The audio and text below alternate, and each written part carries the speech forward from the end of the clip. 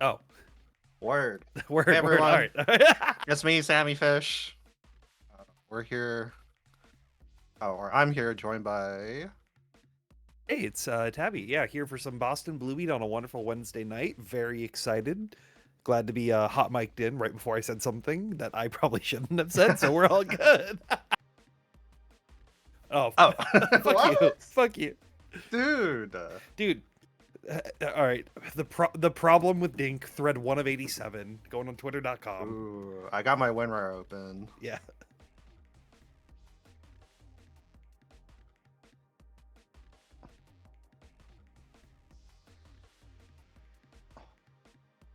Oh. Yeah, and I'm the lid impersonator, apparently. Oh. Omega Lid.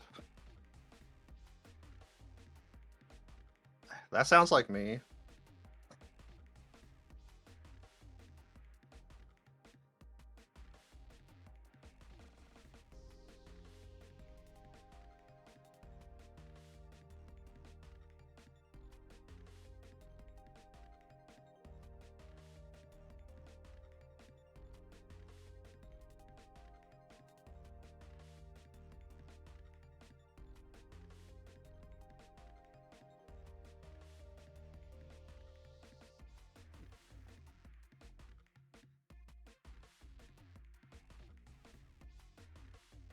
Yeah, I see Yeah. the pregame feed right now, but yeah.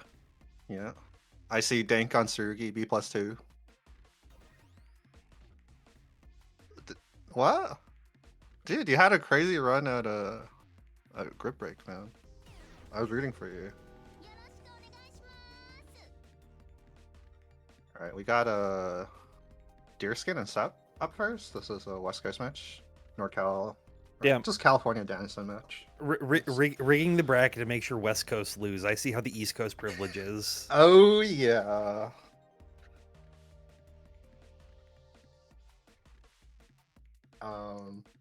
That's not true. I feel like Canada has to kill Canada so often in these brackets. Canada has to kill Canada so often. Oh, okay. Yeah, I love killing Canadians. This guy suck. Wait a minute. Oh, wait. Okay, I guess we're waiting on DeerSkin.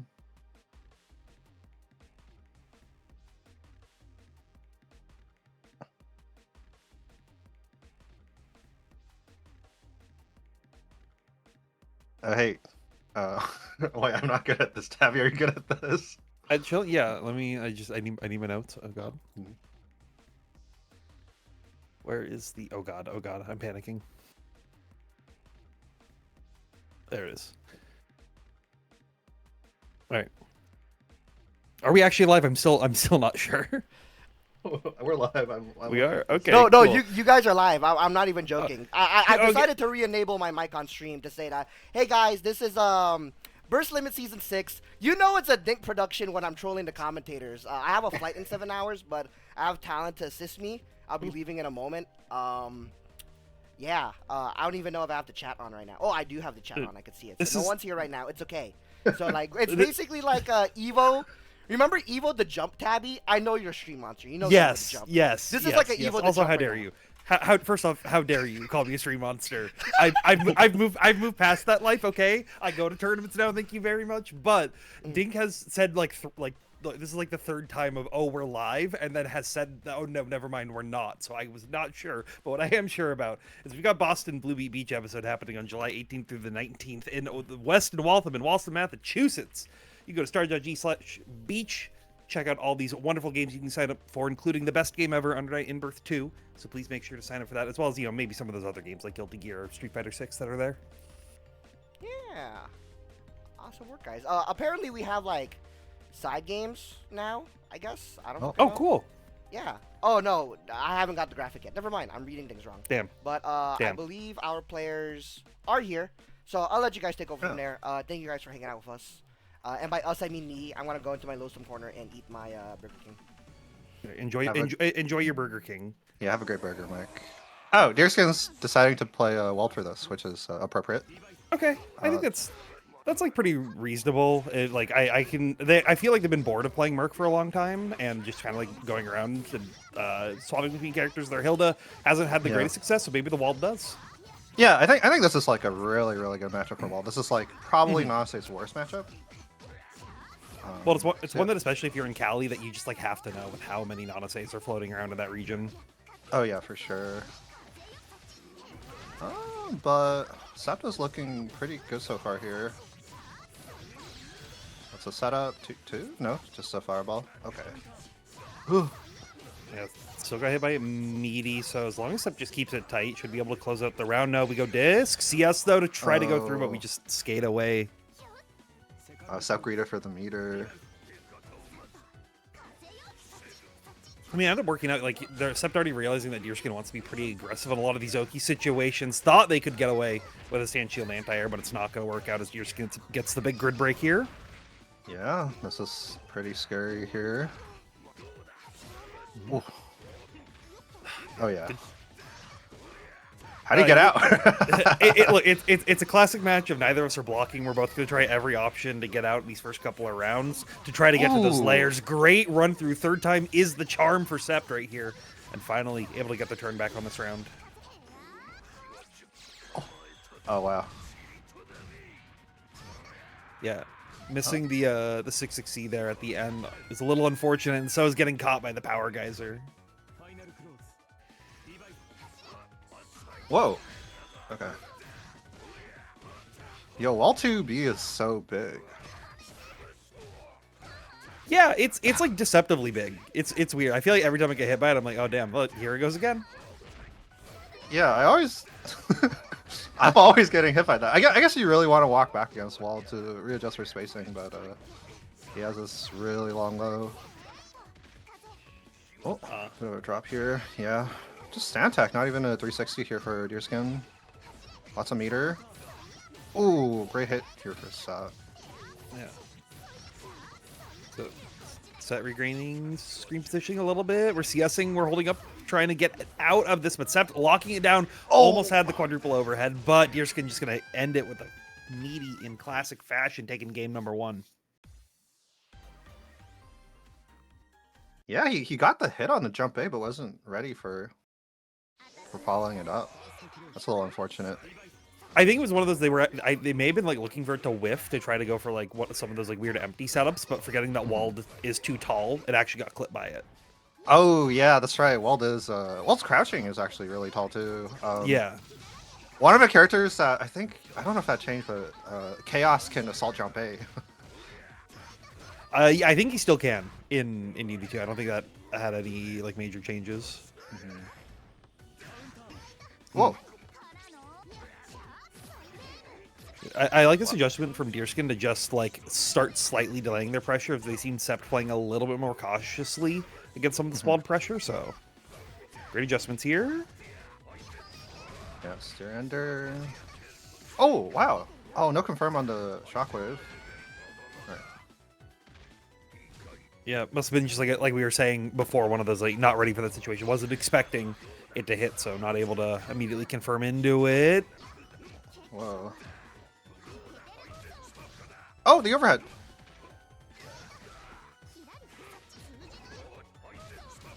Yeah. Oh, Sept is just getting conked over the head with these overheads. That's a little unfortunate. Oh, this is so much damage. Yeah, if DeerSkin could finish your combo, it sure would be, but it's still a big group right here. 360C, because I didn't see this double circle pop up, and it's not. Oh, no, we have CS. We have CS. Okay, we have CS. The scam animation got into the cycle. All right. It's going to be DeerSkin moving on forward. They're going to have to fight Boltstruck, so. Oh. Yeah. Another Nanase. Well, Bolt has been playing a couple different characters now. Oh, that might be interesting. They might get into counterpick wars because Bolt does have an Uzuki for Waldstein. Yeah.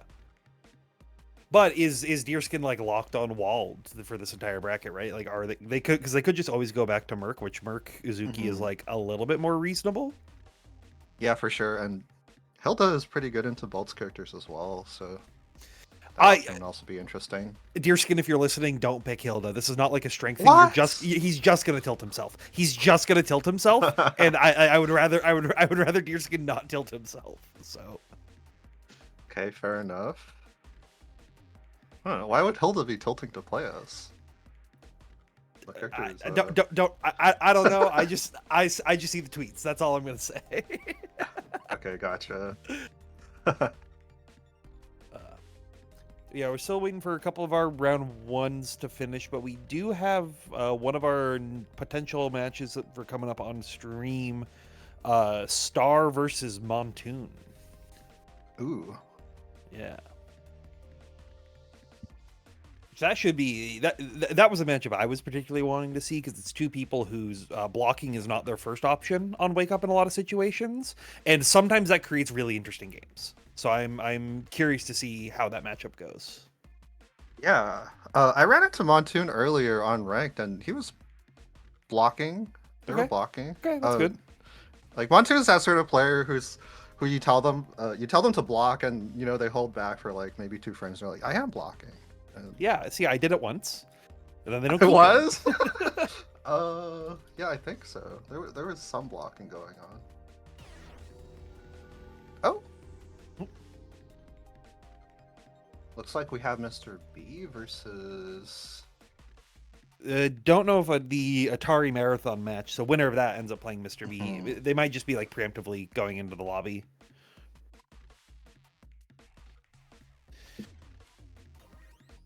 Okay.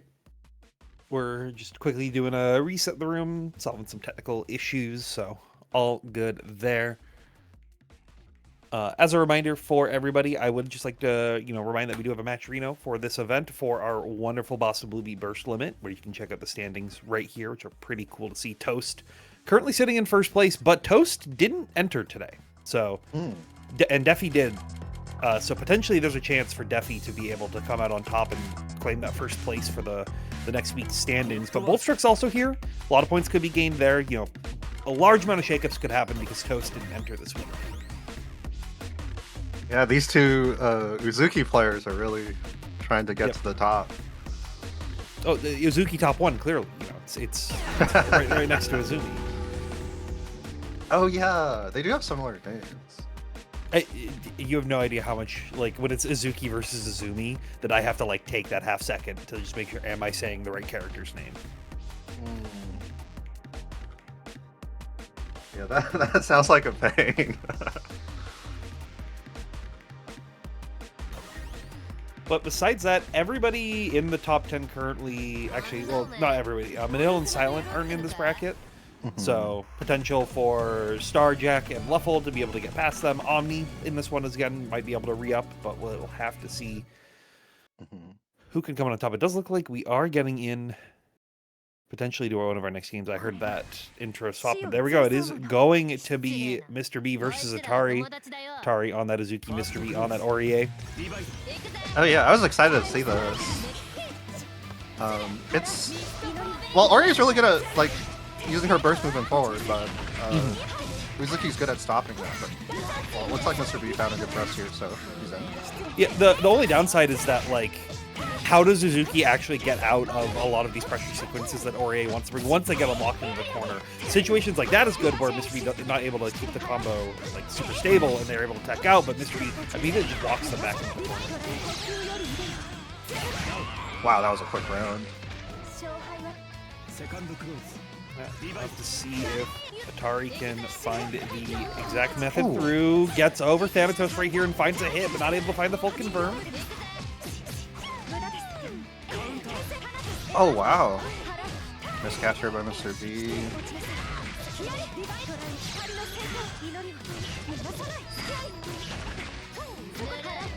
Try to keep as much grid as possible, get all that corner carry where you can, staggering out, trying to get Atari to bite. But the only thing they bite on is those walk back 5As.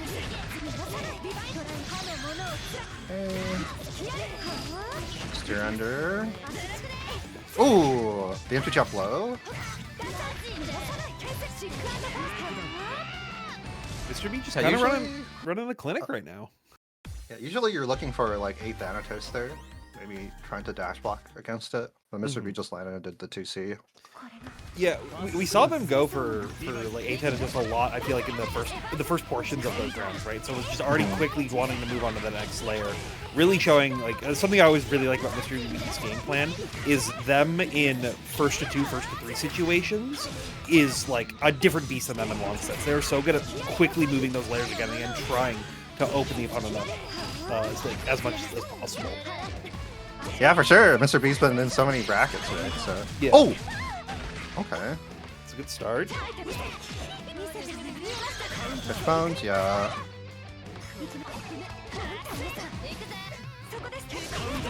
Ooh, Okay, poison yeah. hit? Yeah, we don't finish her plate.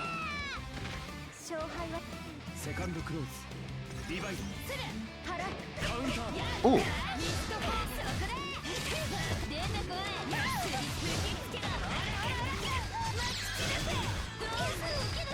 Okay, that's a great hit for Atari. Doesn't have an item to play with though. Cash was a low shield, nice. Yeah, it should be good. Mr.B thought they were feeling comfortable on the defense, so Atari now able to actually get their own game plan going. Let's see what they do. Had the poison, but Mr.B feeling confident with the 5A Abare. Alright, we're gonna end up mid-screen here. Atari has CS.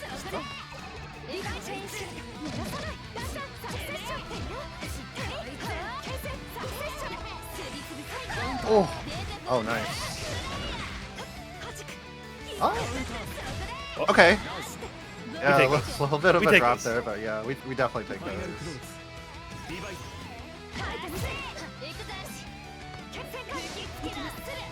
Curious that like Mr.B, I feel like he's playing a lot more defensively these past couple rounds and is like letting Atari able to get their own game plan going. It really felt like if Mr.B was just able to smother them in the early stages of the game, Atari couldn't find that opportunity to make this kind of comeback. Yeah, for sure. I feel like Atari's getting more comfortable in neutral here. Which is like you were saying in the beginning of the match, where like Aurier is really good at like sending forward and trying to close those distances, but Azuki's able to. It has a lot of those really good tools to stop them. You're kind of seeing that in play a lot more in this this portion. Yeah, definitely. Uzuki's like the sort of character who hovers somewhat in the Merkava zone, and that's like really tricky for Aurier, I think. Ooh! Assault's out. The jump assault past the 82. Wow. Oh! What? Oh, Atari was a bit slow on the 2-2-D punish on the with the Sacred Spire. So it's giving Mr.B that chance, trying to close up the set here. For set, Thanatos down, and now we get to see what Mr.B has been so strong with early in the set. Thanatos once again. Good blocks from Atari, not getting opened up just yet. Oh, nice. Oh!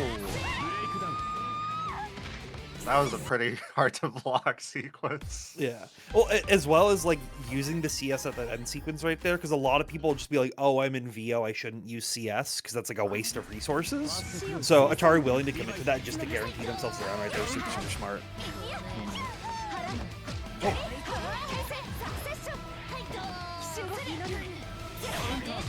Oh, wow.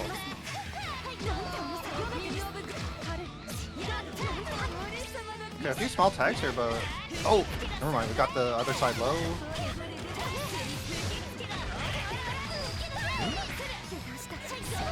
Little damage over can. Nice little cross up right there.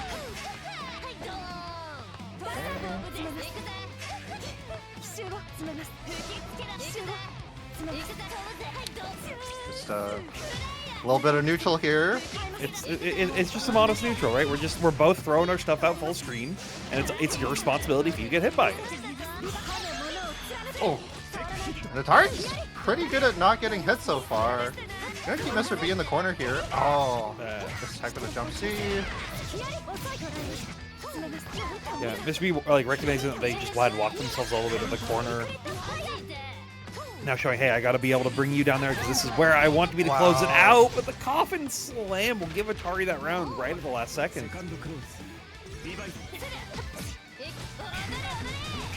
Ooh, Atari might be running away with us a little bit. Moving the bomb forward. Okay, nice dodge. No, wow! Yeah, Atari really, I think, figuring out sort of Mr.B's timing on everything and just having the right call and response every single time. Funny set right here, Kafanoki applied, but Mr.B almost got grid broken, but just slightly out of range of that throw right there, and goes low. That's the J2C. Alright. Yeah. Okay, it's just a poison here, so it's not the worst for Mr.B, but he really needs to get out of here.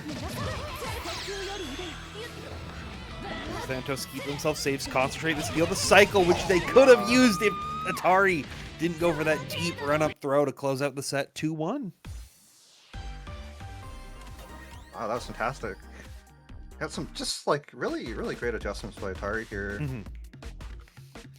Yeah, like coming from that first round, it really felt like it was like, okay, what does Atari do to actually stop Mr.B from just like dominating the whole battlefield? And over the course of those rounds, they were just finding these little advantages until that really was those last 2 rounds where it just felt like everything was perfectly in Atari's control. Yeah, and I think with Uzuki, you really do have to look for the smaller advantages, right? Because the character really has to like control neutral before she's allowed to run her win con. Oh Yeah. But, did Star just join and leave? Or, no, he's in the spectator. I think just waiting for the go ahead. So we will be getting our next match of Star versus Montoon. Oh yeah. It's Gordon Mika. It's always a fun time. I'm just thinking of things Star may or may not have said in the past about Mika. I think yeah, fun matchup. Well, we'll have to see if past Star will be proven right with those opinions and thoughts, or if Montoon will be able to prove otherwise. Oh, wait, that one? I'm pretty sure Star did that to beat. I think Star did it late. Oh, okay. I think that's the only reason that 6XP would have won right there. So. Okay. Yeah, throw, but it doesn't matter. Oh my. Oh. Okay. Let's go, Moth. Let's see what we do. The creeping edge out. Don't have the pickup. I think just a little bit of a dropped input. And Moth's going to take full advantage of that right here. With a little bit of a scramble opportunity to close out the round.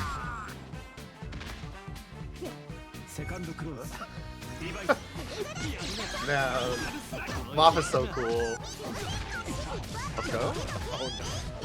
Star is just, I feel like they're doing every option to be like, okay, how do I get out of any of this pressure? What? And it does not matter. Was she airborne during like the grab I active think frames? so. I think so. She's like airborne in the middle of dash Yeah. B, and that dodged it.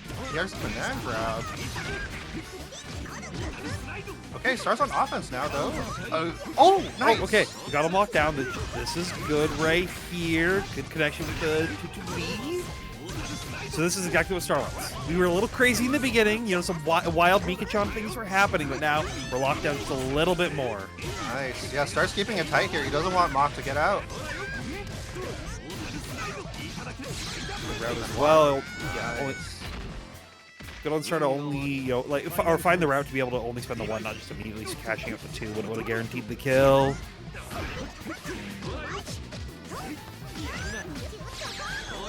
Oh, nice.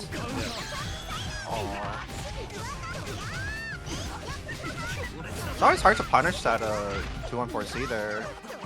Your first instinct is just to not get hit and just jump, but then you don't really have the best option to punish it off of that.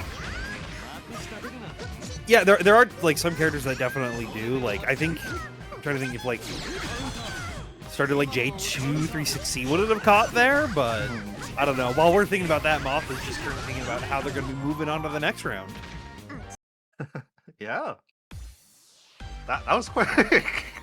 Yeah, I mean, that kind of feels like a lot of the situations as soon as Mika gets on offense in this matchup, right? It's just like, what does Gord actually do besides making some like really hard reads and callouts that the Mika has multiple options to get away from? Yeah. You're just ending up in a range where you don't want to press your A buttons because they'll whiff, and then you don't want to press your B buttons because they're low. And Mika has like 8 low crushes in her kit. Yeah.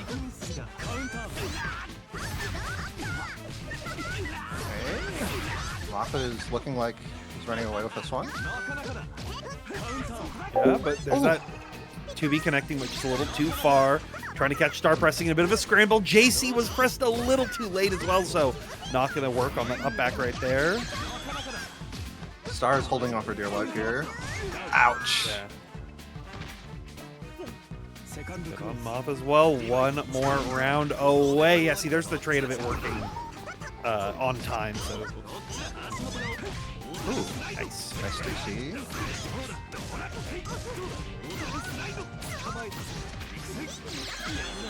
Nice block. Star gets everything here. He gets the punish starter, he gets the cycle, he gets to spend 1 bar. Good. Just keeps it safe on pressure as well in case Moth wants to do anything crazy. A Sim CS with 200 should be enough if you choose to close out the round right here. Yeah. Star's gonna do it.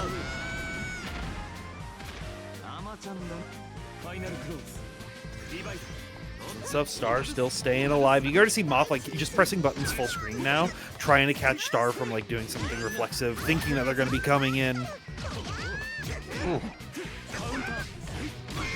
Wow. Very interesting assault drop Z hit there. Yeah. From the back.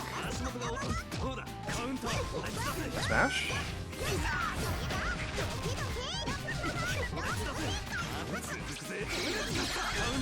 Yeah, you can't do that.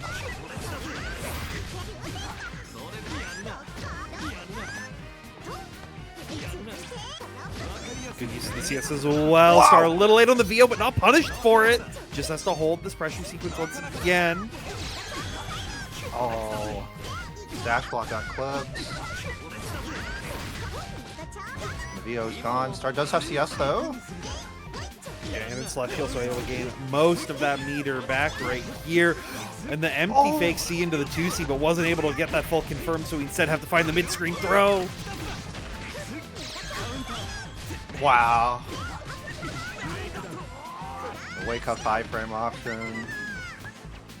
Yeah, and that was the first time that Star, like, stopped just, like, forcing that meaty situation. Every other time, they were just like, okay, I'm just going to meet you because you're going to mash. You're going to mash. You're going to mash. But eventually got comfortable, like, okay, you're not mashing. Clearly, you're expecting that. And then as soon as that happens, Moth was like, okay, I'm pressing now.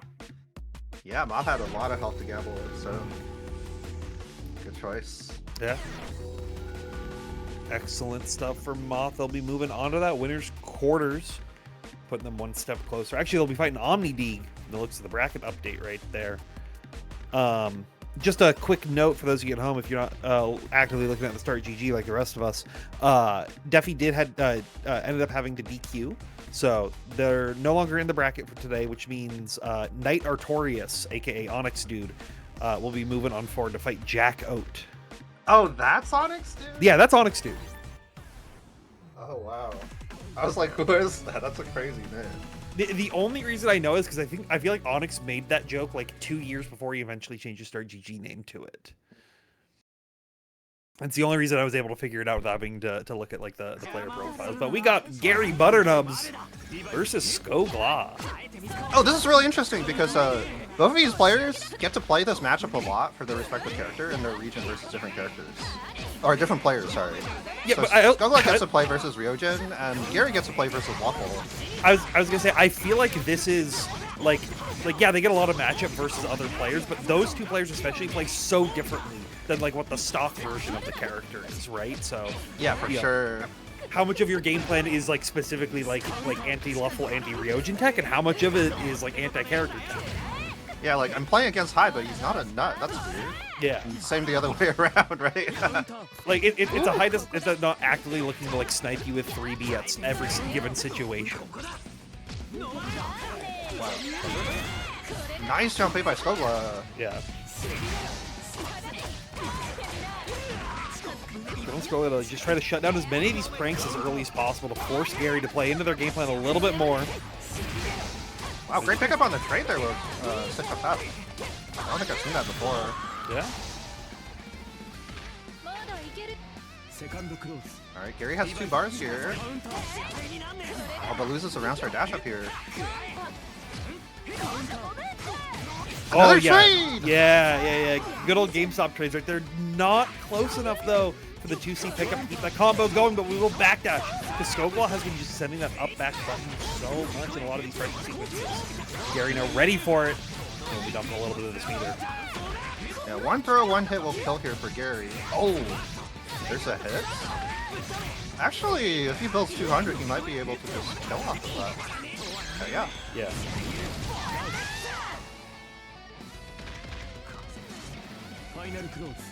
Hey, Skoglaw has 200 meter now. Yeah, but Phonon not able to use it like as effectively as Hyde is for a lot of these like guaranteed kill situations. So we're all gonna have to get a little bit more creative with some of this routing. We should probably see a little bit of the cash out right here. No, we're just keeping it simple. No stuns. Interesting. Nice sack. Great mash here. Slightly delayed, but still catches the. What? Oh my goodness. It's fine. It works out in the end. That's all that matters. That's all that matters right there. Oh, wow. Yeah, Skoglaw's in a pretty good spot here, but you gotta be careful about giving up too much space against Hyde. Ooh, nice route. Yeah, I was just gonna say, like, I feel like the amount of phonons that I see that are just like, oh, I have 100 meter, okay, time to install now. But Skoglaw was like so willing to just restrain that option until literally the very end when it's like, okay, I just have to cash out on VO meter. This is the safest thing that I can do. So very interesting. Yeah, install is like a great tool for buying yourself time. Whoa. Oh. Okay. Yeah. Okay, sure. Oh no. Uh-oh. You're in the Hyde blender.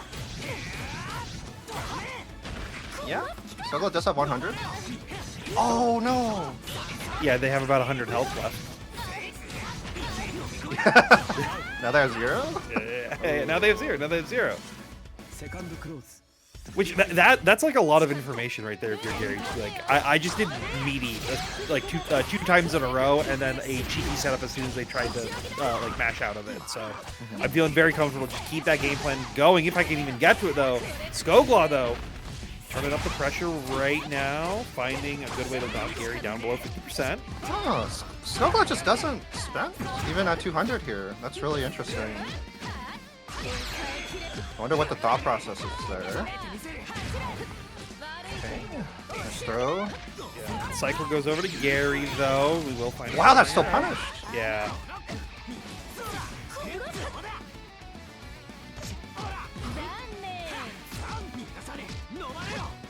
Skoglaw being very patient here. Rolls back to the mid screen here. Yeah, I like that Skoglaw is using popping install when he needs to buy time, right? When he's already ahead. Yeah, instead of just like using it as sort of like the core instinct of your game plan, just make it so that they're scared to press on you as soon as you have that kind of life lead. And it's been working out for them so far, but we'll see if Gary can turn the tides right here.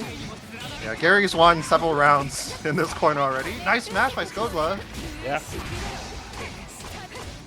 We've been saying that like Gary just consistently finding those good meaty options to blow up Skoglaw's mash attempts, but finally working out for them, now able to even up these life totals, and Skoglaw really wants to close this round up to not have to go to a game number 3.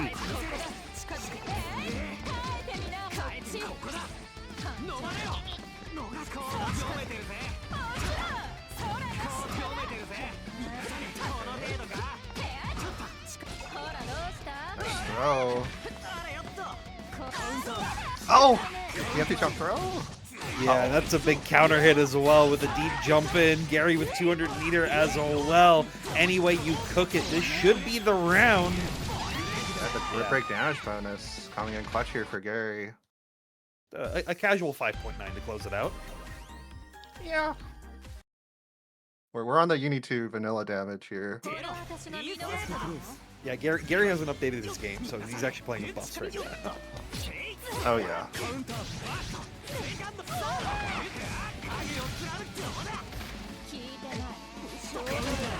Ooh! Nice, but kind of tricky to pick that up out of that spacing. Yeah. Oh! Still though, able to find another hit and not get too burnt out of it. Great aerosol, or they're not falling by that fireball. I saw them like almost clip into it. And I was getting very worried, but Gogo having some great recognition, not recognizing the throw coming through though, and that's a big force function. Yeah, that was a pretty cute delay there by Gary, catching the dash block because he waited a little bit before sending it. He's gonna win the round off of that. Nice. Yeah. And not having to spend any of that meter as well, so being able to go into this round with 200 going to be very good. And you can already see the patience just waiting to see what Gogo wants to do here.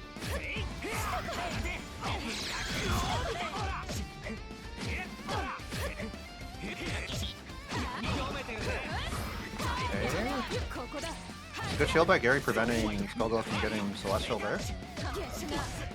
Oh. Yeah. Nice.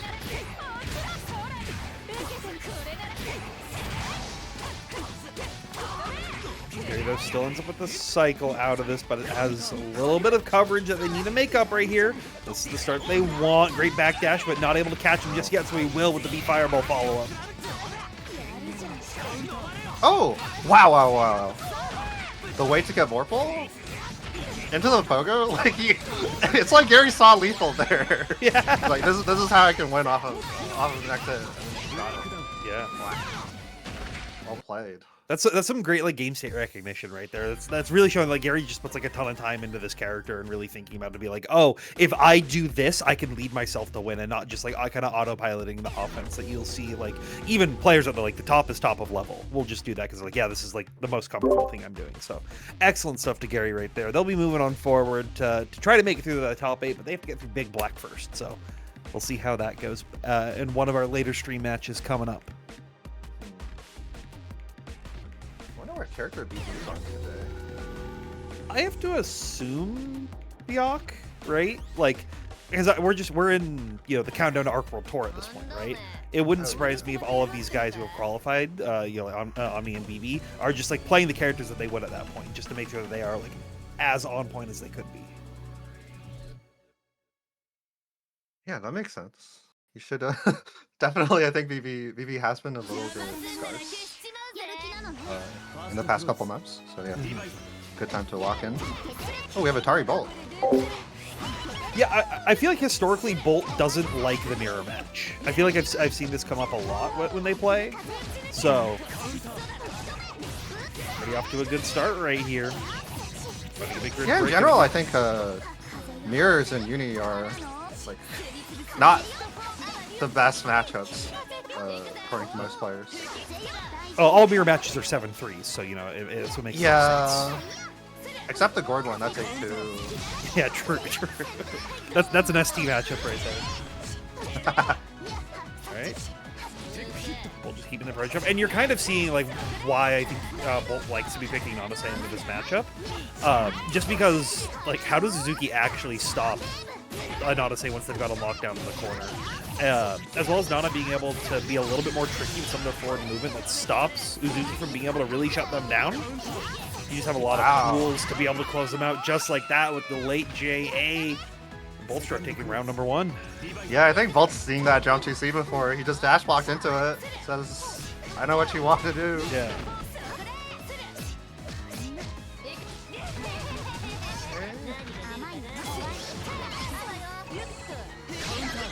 Nice catch by Atari here. Keeping Nase at arm's length.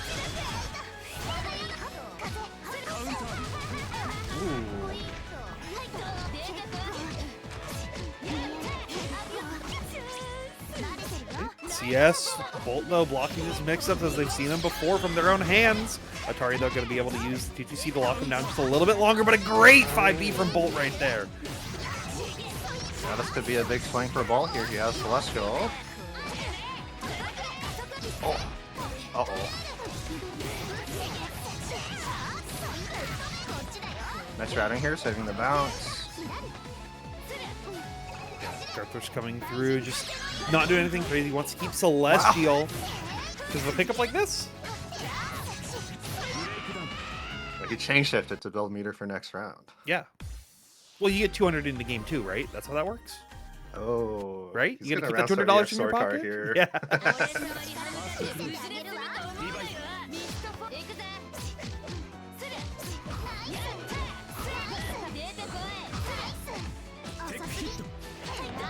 Checking out 660, not going to connect though. The Coffin keeping him up, so Atari still able to keep the pressure. Did press a lot of those force function buttons, so Boltstruck already in Celestial from the early start. Wow! Uh-oh.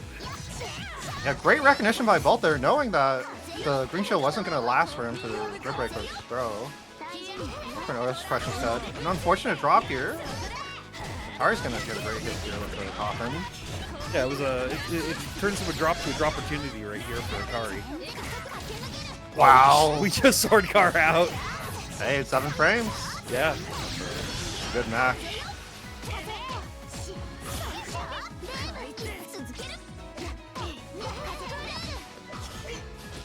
Gonna roll, but you're just gonna get tossed back once more. Cycle gonna go into Bolt's favor, but it doesn't even matter. As the quick little 2-8 jab will bring them one step closer to moving on forward to that top 8 winner side. Oh. A bit of a missed opportunity there, shielding Coffin A follow up there. That's -10, so definitely had a punish. Oh, and Bolt gets hit by it. Yeah. I think they messed with the timing a little bit and had to eat a ground bounce early, so not able to find the full damage that they were looking for right there. But it doesn't matter. Atari finding a big throw, trying to keep their dream alive in the winner side. Wow! Did that break crossover protection? No, it can't, right?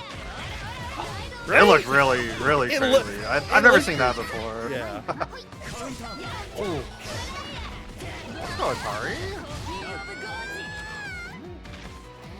And we've seen Atari in this exact same situation. Back to the wall, like one round away from being knocked out, and that's how they were able to beat out Mr.B earlier on. So we'll see if they can maybe repeat that. But right now, Boltstruck is saying, no, not let that happen again. I am making sure that I am going to be the victor here. EX Tornado to keep it safe. Cool.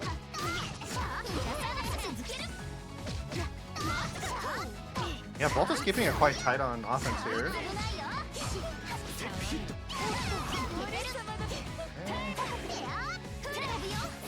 Oh.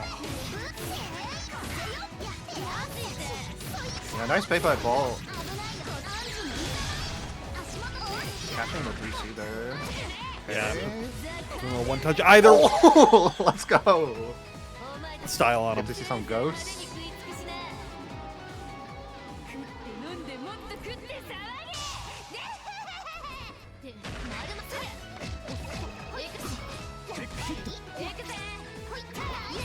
Oh! There was a whip punish there available for Atari. Atari not out just yet. Trying to use the Coffin to catch any kind of forward movement, but Boltstruck just staying very patient, knowing it's really their game to lose with these 40 seconds left. And eventually getting clipped by the Tornado. That's going to be Bolt moving on forward. Yeah, that's a tough spot to be in for Uzuki, right? Yeah, it's like you have to. It really is like we were saying. It's Boltstruck's opportunity to lose the game at that point. So you have to think like, oh, are they going to get like, you know, a little too aggressive and you know just have themselves into an unfortunate situation? But Atari will be still in the tournament on the loser side. Boltstruck through the winner's side. While we're here, just while it's on screen, we're talking about it. If you have the financial means and like I would highly recommend that you support Ludovic's legal defense as he was wrongfully detained by ICE.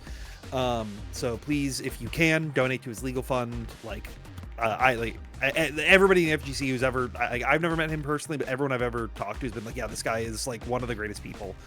And this is a horrible, horrible situation. So please help him out if you can.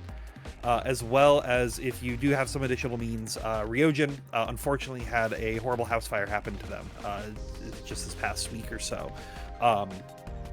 So if you can, please donate to that as well. Get that our everybody's favorite Hyde gamer back up on their feet.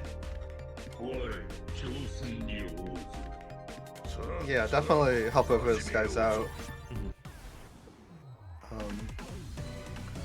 We will also have like a show match on Friday. Yes, promoting the yeah. Ryojin stream. Yeah, where's that being streamed on? I think it's Atlas Omega's That's on channel. Okay. At 8 p.m. Eastern on Friday. Yeah.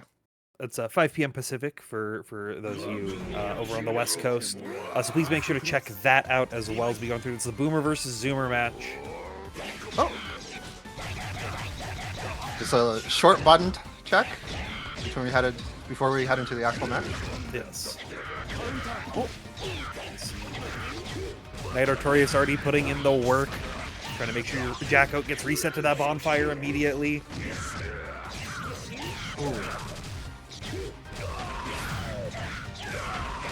Jack sending the 63, didn't have the bartender could save. Didn't get out though. Wow! Good press. Yeah, that definitely caught a hurt box. It was looked like it was kind of hard for Walt to get from there. I feel like, especially just in the Merkava matchup, it is hard for Walt to convert in a lot of situations. A lot of these hits are kind of like at weird stray angles, and you have to be like specifically ready for what like the Merkava player wants to be doing. You're already seeing it turn a little bit more to Jack's favor right now, right here. So see what happens. Oh, some whiff throws. Yeah, he was a bit too far away from that 360A.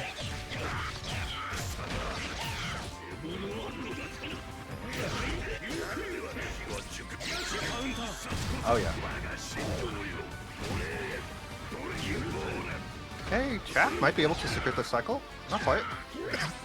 Wow. He's gonna do it again. I was like, you're gonna do it again. You're gonna get blown up for it. And Jack was also ready for it right there. Oh my goodness.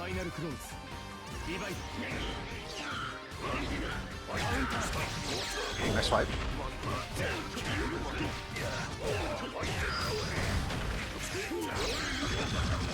Safe jump, nice. Normal throws because we want to set up 360 next time. Uh-oh. Ouch. Should be more than enough to close it out. Doesn't even need to spend any of that meter. Thanks to the wonderful grid break bonus. That's going to be Jack taking game number 1.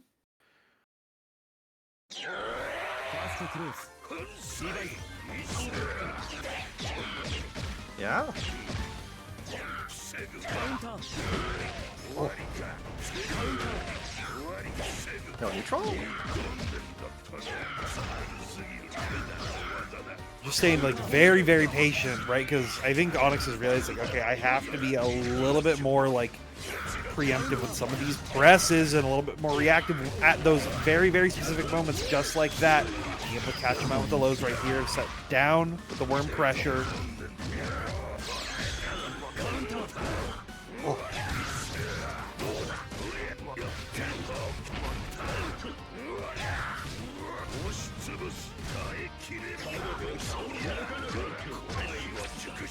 Can I spot? Yeah, but you can't block forever. Jack was ready for it. Bring done once more, trying to reset.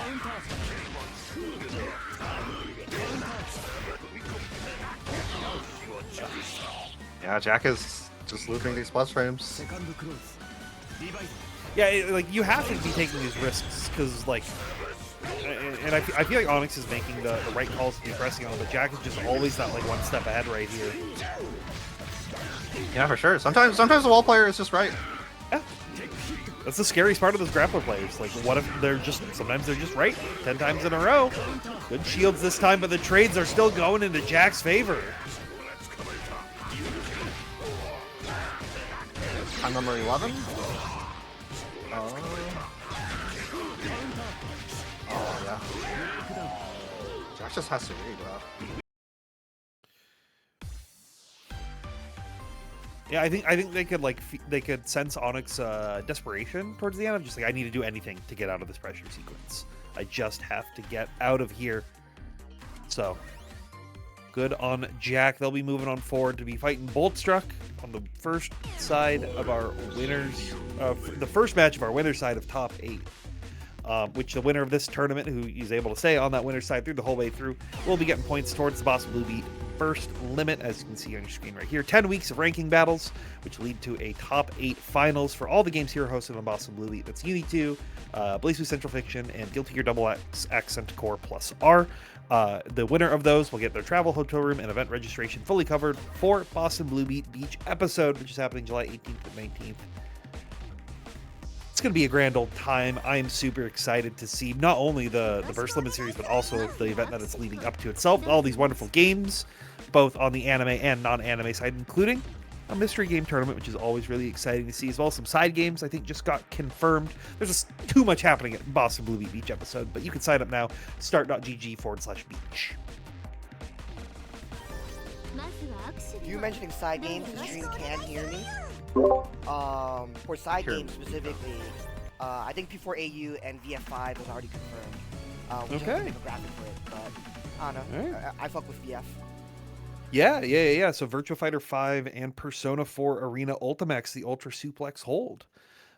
Very, very excited for both those games. Definitely personally a little bit more excited for that Persona, as that game is pretty cool. But what else is pretty cool is Montoon versus OmniDeag getting into our winners quarterfinals match, qualified to this other side of winner side top 8.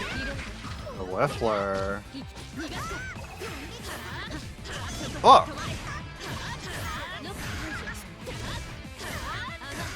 Interesting backdash by Mafia on defense. Omni was quite ready for that. Oh yeah.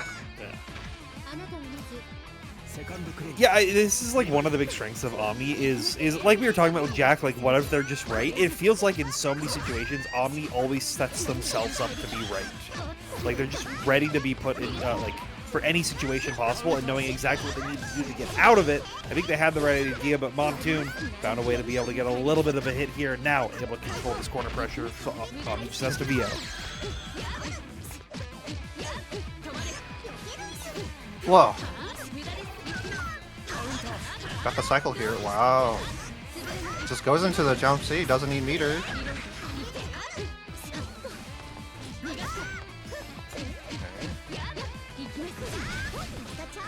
Nice. Oh, Moth wasn't ready though.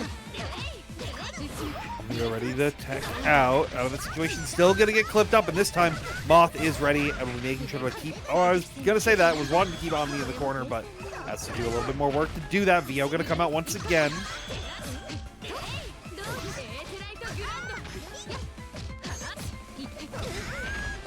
Okay. Oh. Uh-oh. Yeah, it's like a large amount of VOs for Omni here. I was gonna say, I was like, that's 2 in 1 round? Like, Yeah, it's a bit scary. I think Mika's a bit scary for everyone. oh, maybe it's like could be one of those things that Omni feels like I can't use my other EX moves super effectively in this matchup, so I just need to rely on system mechanics, right? Like, I think Omni he's quite confident in his strike throw defense, but then the things that Mika presents are a little bit beyond that. So yeah, he's just saying, I'm gonna slam this option and go back to neutral and try to play for my win con. Yeah, I guess it is technically arguably a safer option than EX cutting sync in a lot of situations. So doing, yeah, same side.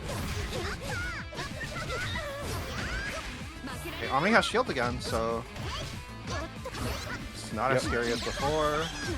They don't have the health to make a lot of these mistakes like we're coming up a little bit before. Good shield right here, able to take your turn back, run a 6-6-C, but it's not going to matter.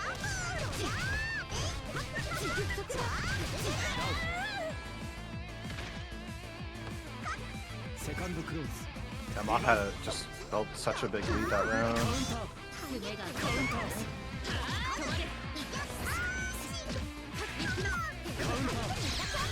Nice. Yeah, Moth catching on to the fact that Omni was a little bit greedy earlier with his ADPs.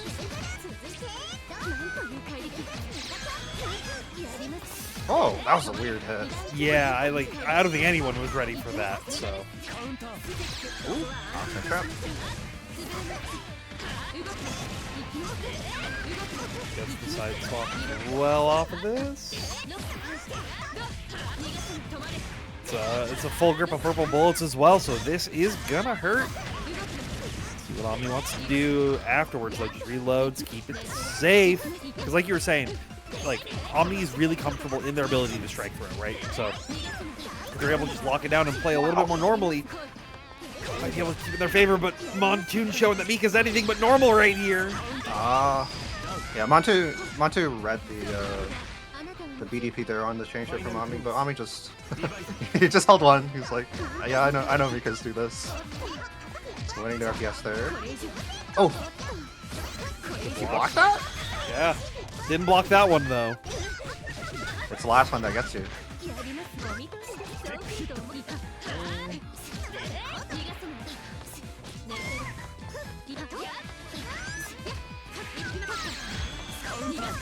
Ouch.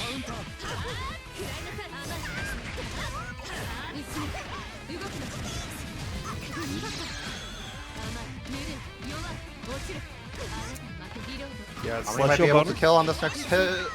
Yeah, with the Celestial. Oh yeah. Even without Celestial, that starter was killing regardless right there. So.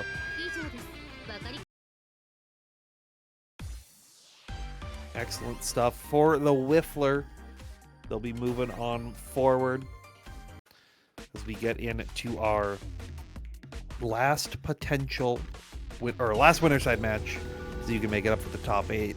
As a reminder for those of you at home, !Match Reno, claim all those codes. If you get all those codes but gone before the grand finals of this tournament, I'd be greatly appreciative of it.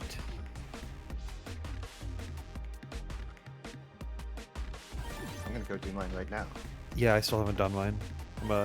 Yeah, I say that everybody should do it, then I always forget to do it until I say it. We have to model good behavior for the chat. Yes, true. Just like our players who are getting into our next game, we're going to be modeling some good gameplays. We got BigBlack on that Byakuya versus GaryButternubs. Oh, yeah, it is a Byakuya. All right. Okay, I'm not sure who else would have BigBlack been playing in this. It's like the only other character I know that they regularly play is like Tsurugi. I think they've been playing Ogre a little bit. I thought I heard him on Uzuki. Really? I heard someone say that. Yeah, I was a little bit like weirded out too. Like I don't think that's a Disney character.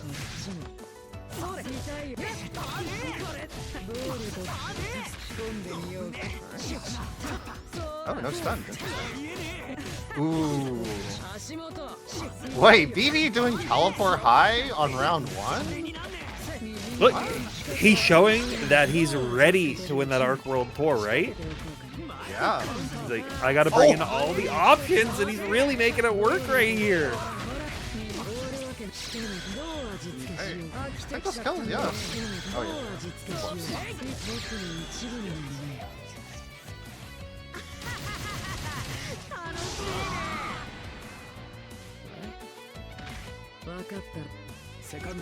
Excellent stuff in round 1 from Paragon's own BigBlack here.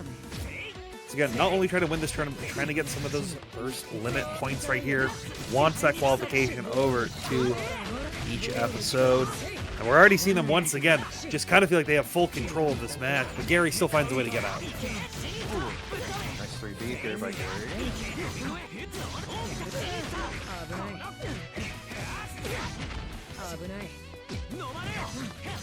Oh, wow.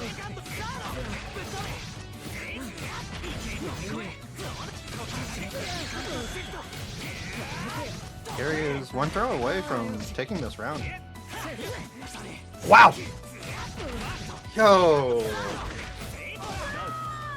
That was an Ultra Instinct Assault. Yeah, Gary was just super on point for that. And then also the confidence, just guarantee that follow-up, make sure that nothing else can drop right here.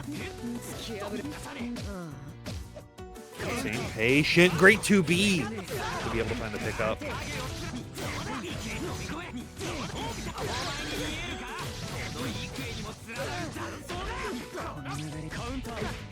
Oh. Don't know what BB was pressing right there, but getting hit with the big meaty 6-6B. This is exactly what Gary has wanted in this set and many others, but BigBlack finding an opportunity to get out right here, and this is exactly what they want, to be able to try to even up the life bars. Oh! Missing the last swap there. Good Both block players as well. staring into each other's eyes longingly. Yeah, just guard throws out. No need to have to deal with any of that 2-2C nonsense. Good back out. So mid-screen web's going to make it a little bit scarier for Gary to come up close. Wow. BB finds a hit. But this is the dangerous part. Like, BB is like still technically not on the life lead at this point. And you need to find a good amount of hits or a good amount of chip right here. Okay, that should do it. What a pickup. What a pickup. Yeah. I was going to say, even if he didn't get that hit there, Byakuya webs do a surprising amount of chip. Especially the ground web. Yeah. I was like, okay, I'm worried about life totals. Like, what are we doing? And then I just see him like block ground web, and he loses like what looked like 125 health or something. I was like, oh, never mind. Okay.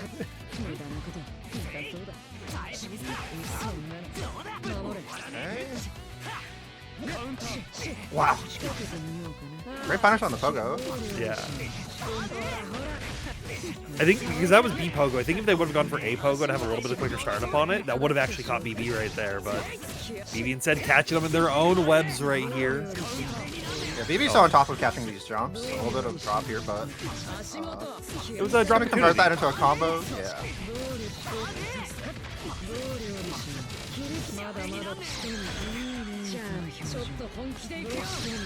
We're actually going to turn it into a round. Oh, not enough time. Yeah.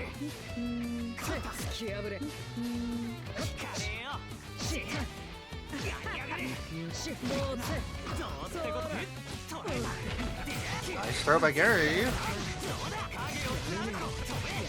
Gonna swing the momentum here. But you need to make a lot happen. Wow. Oh, actually, that could have been a lot right there, but Gary not able to finish it. Oh, yes, there you go. There you go, Gary.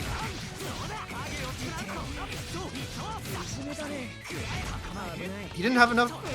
Oh, okay. It's fine. It's fine. It's fine. That could have been really bad. That could have been really bad right now. Yeah, he needed to change shift earlier to have the meter there, but definitely was just caught up in the moment. It was one of the like that combo scaled so much towards the end that like I didn't even know what was gonna happen. So yeah, wow, wake up 2A, just do it. Yeah. I mean, we've seen BB not go for the realist of meanies in a lot of these situations. They're saying a little bit more preemptive, so Gary gonna be able to get away with that just a little bit longer. BigBlack locking him down. Yeah, BB finding a lot of great 2Cs in this set so far. Oh. Uh-oh. Oh. Fine, we 2A anyways. Yeah, BB I think actually could have killed there if he saw the bond on the CS and went 2-3-6C. Oh. We'll see if that might have to, you know, bite them as Gary, once again, the Assault JACS has been such a great round closer for them, and they'll be using it to close out this round to tie it up 1-1. Gary Assault Jump A Butternubs. Yeah. Well, that's what the A in Gary stands for. It's JA. Gary. Yeah, the G stands for Jump Assault.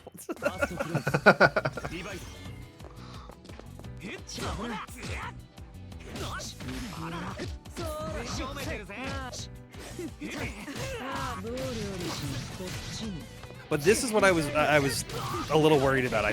Gary now is just playing a little bit more defensively, right? Being like, okay, I had to go like pretty wild to guarantee that round. I need to slow the tempo down to try to revert it.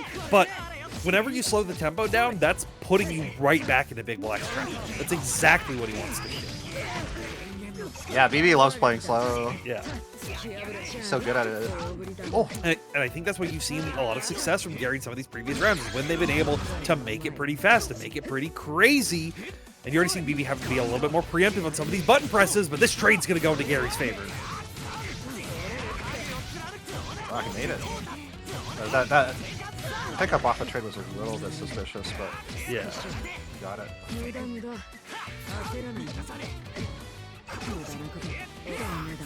Okay, Gary's just waiting here.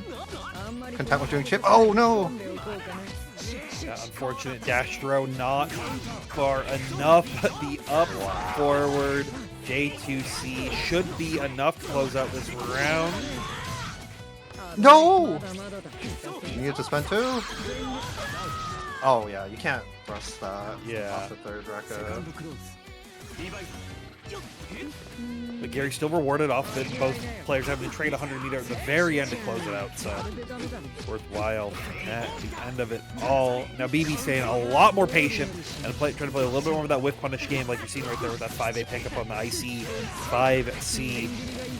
Does not want to get knocked to losers this early.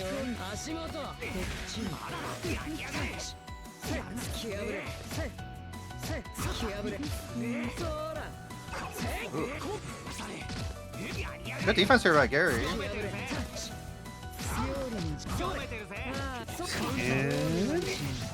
BB.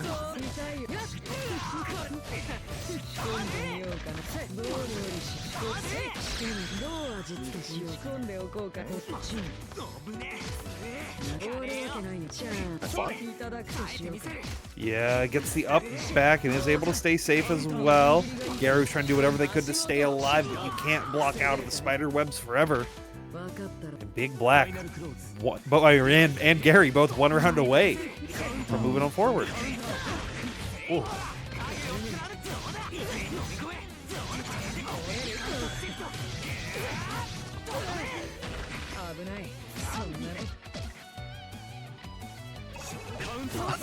Oh my goodness!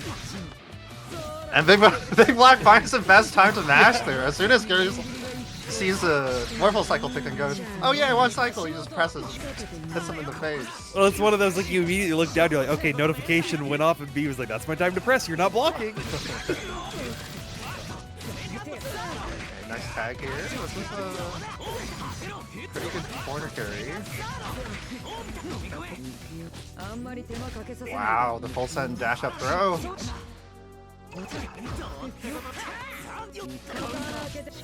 Oh.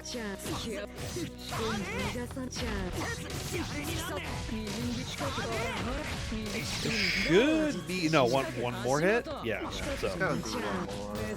Yeah, Nice. one good old deep run-up throw. Paragon's BigBlack moving on forward to that winner's side top 8 here. Ooh, BB versus Omni? Yeah.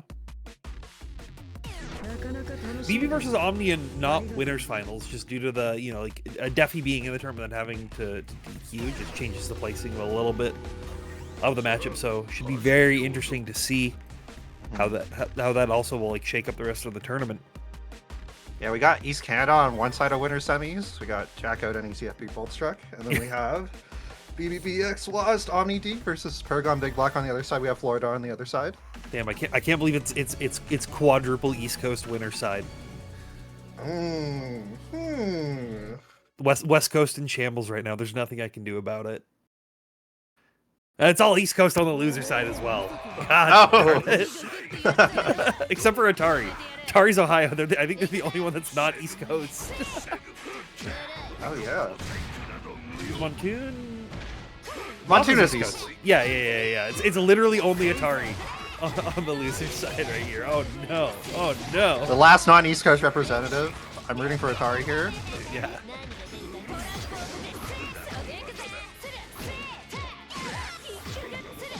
Jack has played this matchup a lot though versus Bolts.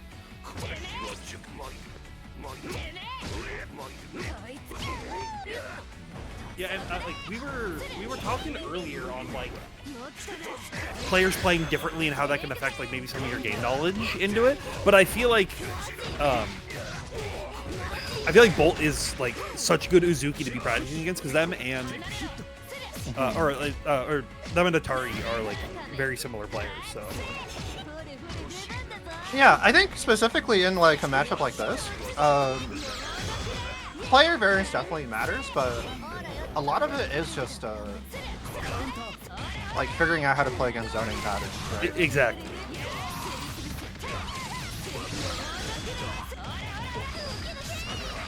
Alright, we'll have a bomb knockdown here though.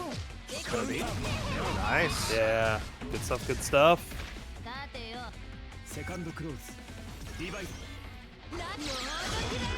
Ooh. Jack taking his turn on the -8. Wow! This is Dolphin. You thought they were taking their turn. It's always Boltstrcuk. Good recognition on the empty low. Okay.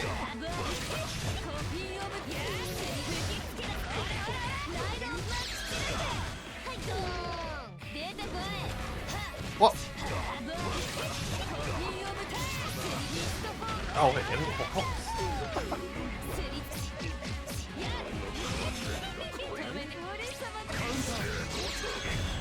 Oh.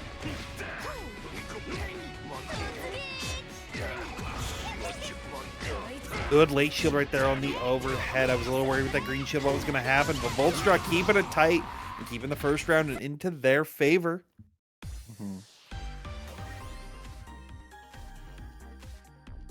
Dude, I got confused. I thought that was Atari. Yeah, I got mixed up as well. I had the bracket on the wrong page of my second monitor, so I was like, okay, what match is it? I like looked at the screen, I was like, oh wait, no. Oh no. But I mean, that's what we're talking about. It's just like we were talking about. Like, Atari and Bolt do play like really similarly. And so that's where I think, that's why I also was able to see Bolt like take that last match that they had on them. Because they're just like, I'm so ready for exactly what you want to be doing because I've been in the same driver's seat that you have. So, see Bolt can able to clutch it out to move on forward, but Oh. yeah, right now it's a lot of really good zoning patterns coming out from Boltstruck. Yeah, it's really tough for Walt to get in on this. Okay, we have a bomb here. Oh, went for the throw. A bit out of range there. Nice. Good hit for Jack here, but he's out of juice. Oh no! Definitely wanted the steer under or something there to get positioning, but the drop will make that a bit tough here for Jack. Nice! Okay, catches the shield.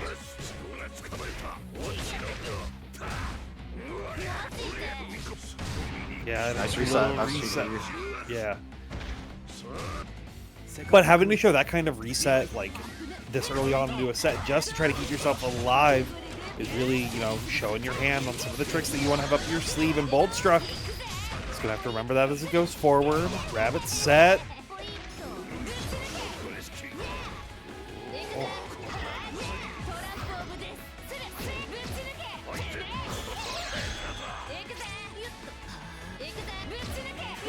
Yeah, because the Dolphin mash on Jack's approach before was shown, he has to chill out here even after using his plus frames. Ooh. Great catch on the fuzzy mash here. Concentrate as well. Trades a little too far off for Jack to find the full pickup. They could have gotten, but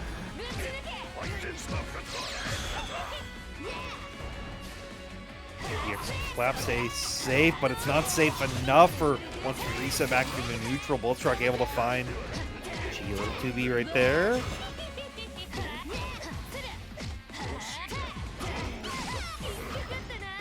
So Jack is defending for his life here.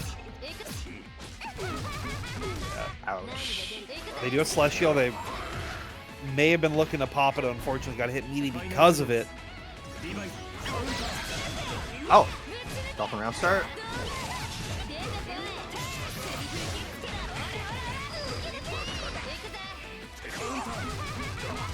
Okay.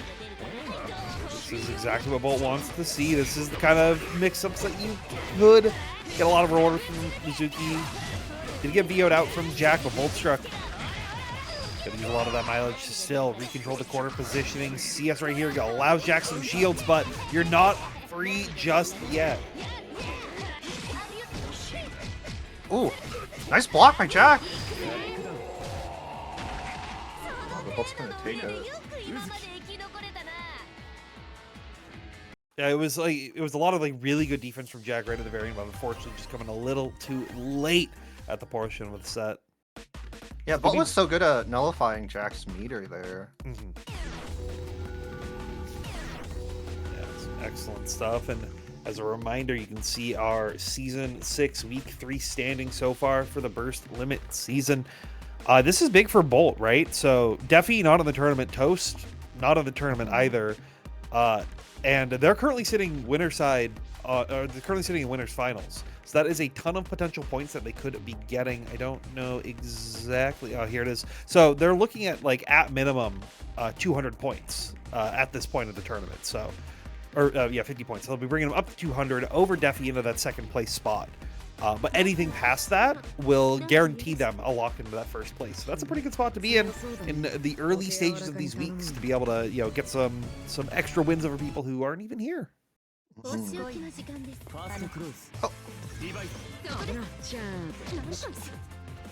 Here we go into our second match of Winner's Side Top 8. Boston Bluey and Waz's OmniDeag versus Paragon's BigBlack. This is a matchup we've seen, what, 100 times? Maybe more. Maybe more? At this point. 100 times It's always in a good time comments. to... Oh, yeah. Like, yeah. Ooh. Wow. Nice up back here by BB. A little tactical reset right there off the unfortunate drop. Yeah, we're gonna get left off of this.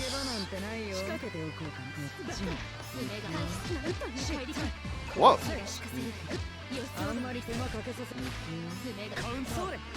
And there's still one web here. So BB could kill off of the throw.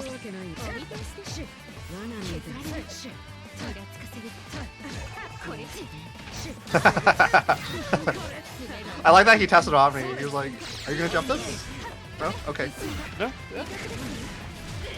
Was able to stay safe through the first one, but can't be safe through all of them. Omni, though, able to find a big counter hit right here, and they should be able to steal the round right in the last second.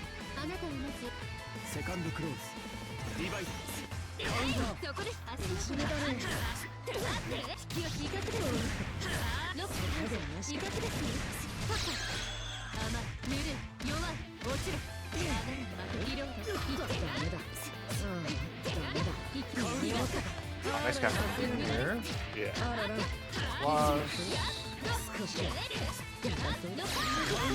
Nice. Yeah. We've been seeing Omni use a lot of, like, increased gunshot to try to open up BB, and so now BB finally getting those opportunities to press on with the 236C where they can. But getting grid broken isn't good for any kind of meter or grid gain right here, and Omni now having full control of the corner. This could be very scary for BigBlack. And Omni is so good at reacting to these green shields. Well, this I feel is a perfect showcase of exactly what you were talking about in the Omni versus Montoon match, where it's like you were saying that, like, Omni's so comfortable in his strike throw, but as soon as you do anything outside of it, that's where things can get a little shaky. And BB is so, like, foundationally built into that, like, traditional uni strike throw as a part of their game plan that I really feel like Omni just gets a ton of mileage out of like sort of their own intuition of the game. Yeah, would love to see BB, like, maybe show a few teleports here and there, you know? Well, I think we've already seen a little bit of it, right? Like, we saw the teleport feint early to be like, are you actually jumping onto this on reaction? So, potentially see if the set goes longer.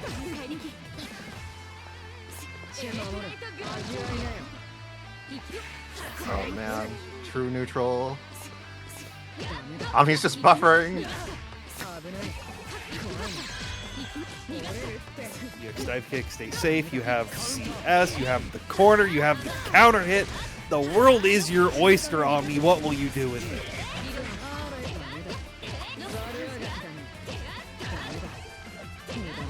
He's eating those oysters right now. Yeah. Fresh seafood. Off the boat this morning.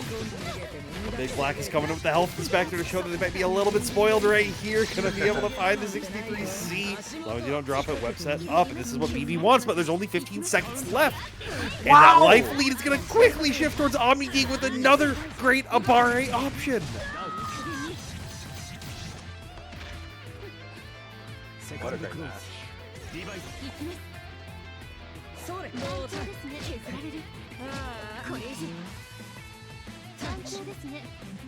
Oh my god. Oh. Okay.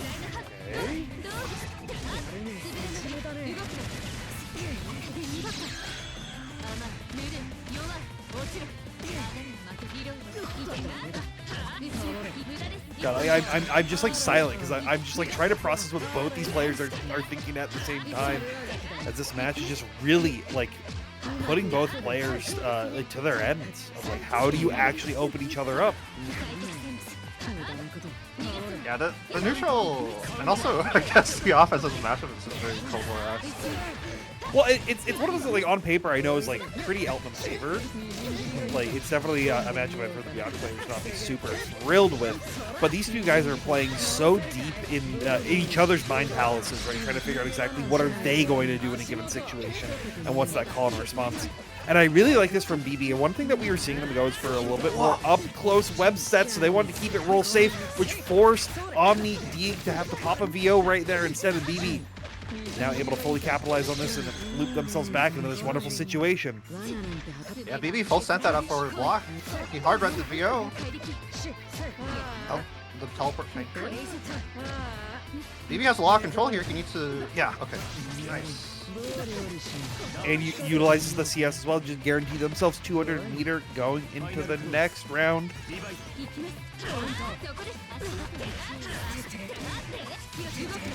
Yeah, like you were saying, Tabby, these two players are so strong. Like there are no matchup-based shortcuts in this player matchup. No. You have to strike. You have to outstrike by the other player. Yeah, this is not what is the Elton player. This is not what is the Byakuya player going to do. This is what is OmniDeag and BigBlack going to do in this situation. Yeah, right now BigBlack is setting up as well. Yeah.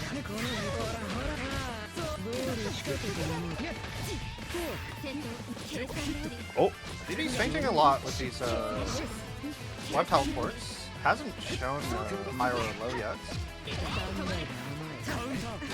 Wow, could be.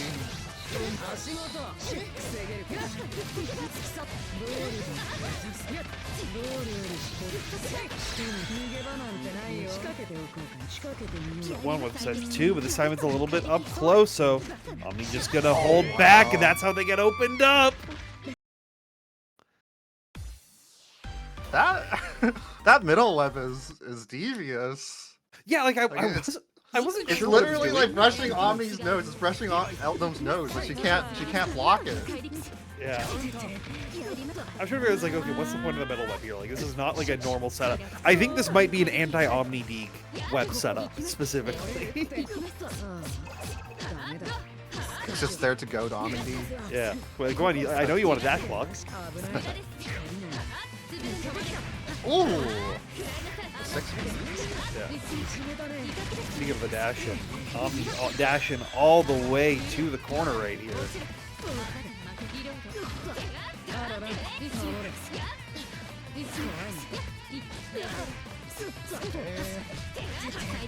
Nice.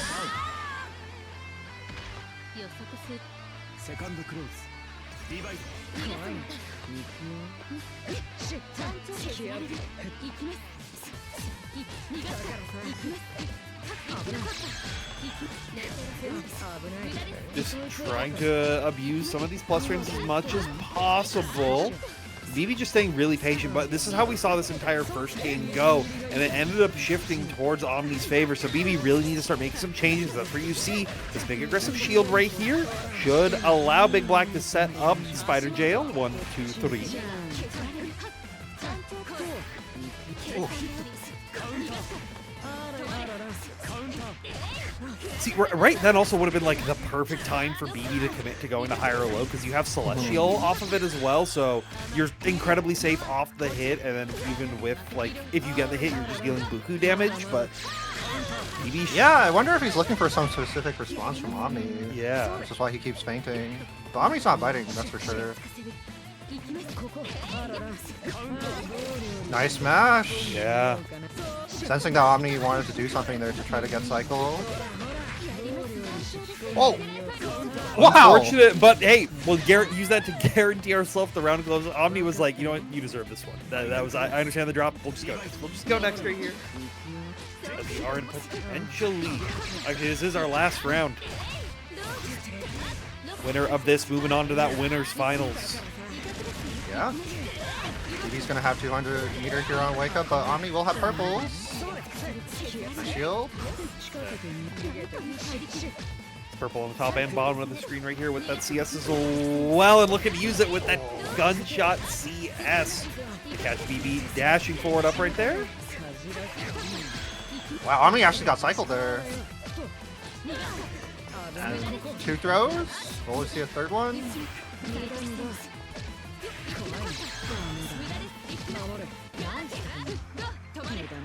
Watch just the patience from BB, not trying to bait into any of these. I definitely thought that was Omni closing it out right there, but BB still has a little bit of hope left, but there's only 50 seconds left on the clock, and that's, I think, more than 50 seconds worth of combo that BB has on deck to that health bar. Yeah, he might have to go for a reset here or two. Attacks? And here, every button that Omni can get BB to block is another win for him. But Yeah. BB does find a hit here. Basically, every 23 seconds. Oh, like, you have to find the nastiest hit right here. Yeah, great Abare from Boston Blue Beat X was OmniDeag. Gonna be moving on forward to that winners finals. It's BigBlack down in the loser side, so still not out just yet.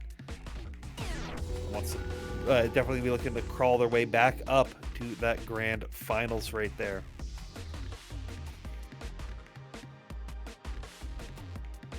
Yeah, and just as a reminder, all of these players are playing to be in a final bracket, and the prize of the final bracket is all expenses paid trip to Boston Blue Beach episode.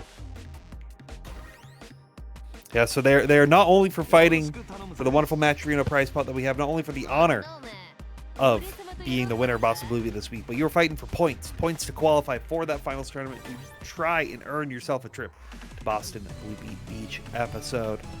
We'll have a little bit more to talk about that later on, but I believe we should be getting into our first match of the loser side.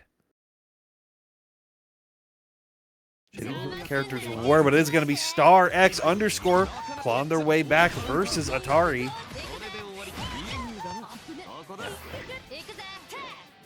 Ooh, this matchup is, I think we get to see this much, actually. No, yeah, it's like a lot of Gord players have kind of, you know, either stopped playing the game or moved on to greener pastures when it comes to like character selection. So, and Azuki's already like, you know, definitely on the more unpopular side of things. So it's very interesting to see, you know, do both these players have the experience that's needed to deal with them? Oh. Yeah, you have to frame trap pretty tight to catch Dolphin here. Nice. Get the combo off of BSM. Oh, Aaron Karen?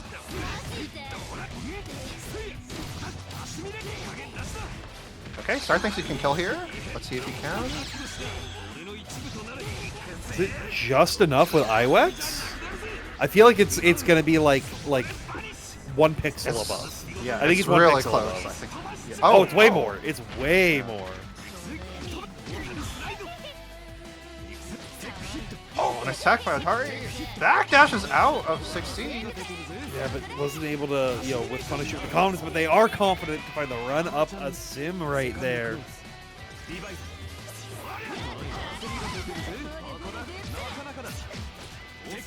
Coming through, but Star not getting gold tech. They will be baiting that veil off as well from Atari. They are ready for anything as it comes through.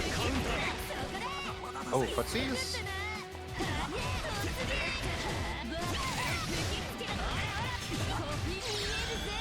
Oh, okay, that still works. Nice. Yep.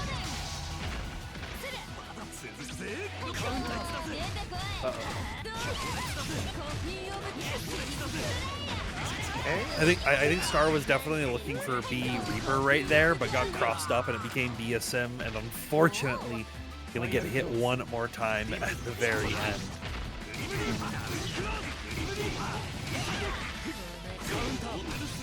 Ooh. That was a great timing on the 5C there for Star to catch the Dolphin.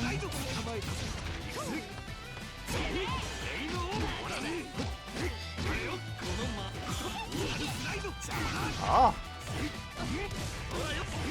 That should be it? Yeah. I like the boxing that Star is doing. He's like weaving in and out. Right. He's not just trying to stick to Atari and risking getting Dolphin. Yeah, I think it's kind of important because like with what Uzuki and especially with like what we know of like Atari's game plan, they are very willing to just like commit to throwing stop signs in front of you. So if you can force them into like being a little bit more hesitant on that, you can find situations like this where you're actually able to get those 3Cs to come out and connect and then lock them down to the corner, which is exactly where you want them to be as the Gordo 6FF, CS like the 2-2B. We're trying to do everything to open them up, but Atari just blocking out.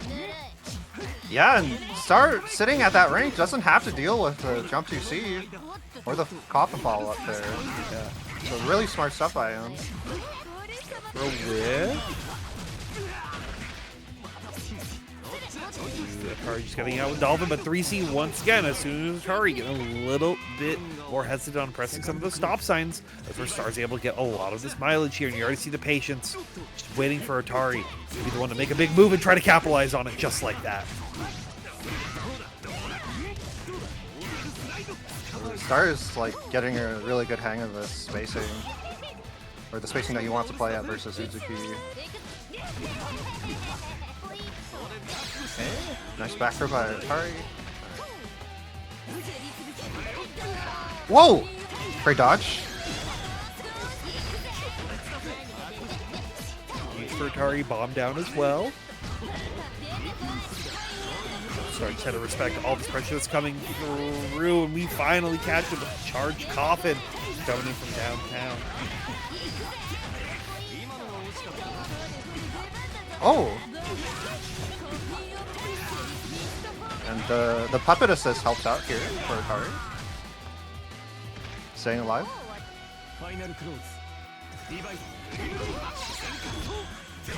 See a sin, utilize those plus frames, catch him with 2C. So Atari was trying to do anything.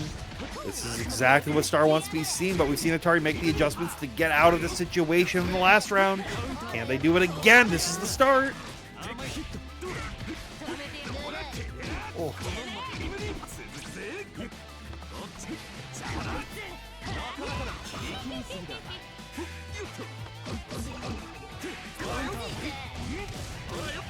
On the air here. It's a big hit.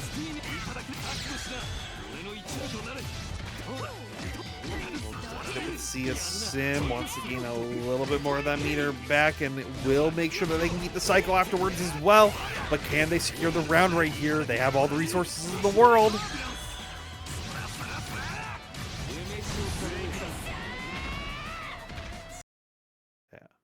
Yeah.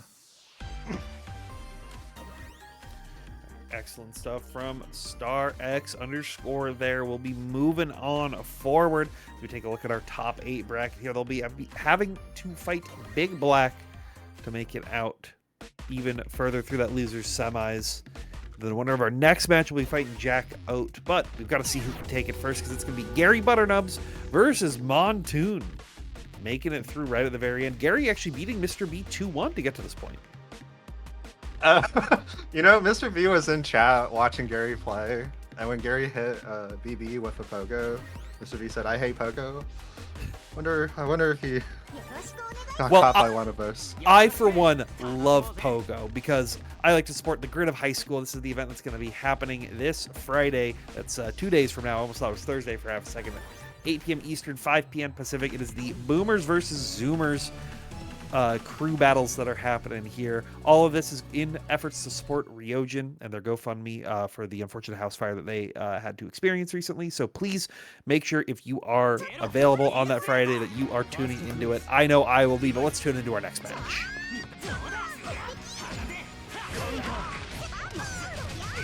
Yeah, Hyde versus Mika considered a pretty good matchup for Hyde, but Montoon has definitely played this matchup a fair amount. Knows what he wants to do, so we'll see.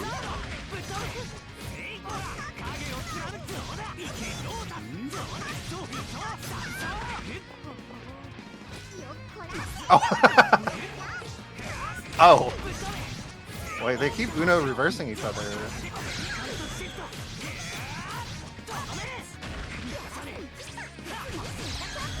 Nice. Good choice by Montoon here. Going for the higher reward V-tornado here. Ah. Yeah, and I like that as well. I think just like sure anymore right now because we're getting to a little bit of a crazy round start right at the get-go. But Gary wants to stabilize it a little bit, saying, "Hey, we're bellying under night. Don't you remember?" But Montoon bringing the mix-ups like it's Darkstalkers. Yeah, Gary using one of Montoon's resets there against him. How do you out-scramble the scrambler? Yeah, Hyde is pretty good in scrambles too. Nice. Yeah. I like how controlled Gary is being on offense here. Yeah, and also like spending the resources just like that to guarantee after that 6-6, even though this one hitting media like that would guarantee a one-touch on the next strike or throw right there. Excellent stuff from Gary. We'll see what they can do.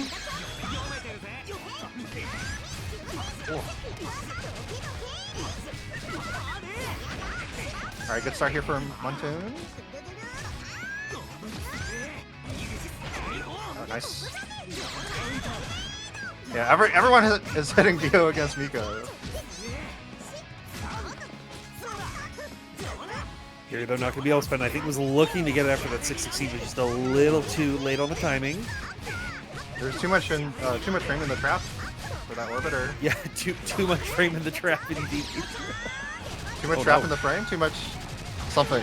There's not enough health in that life bar right there with Montoon taking the round.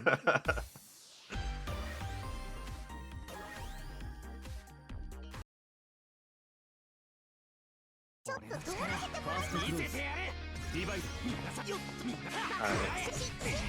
Oh, great shield.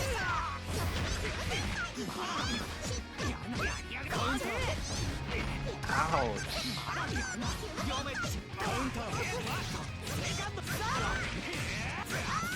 Okay, Gary finds a good shield here.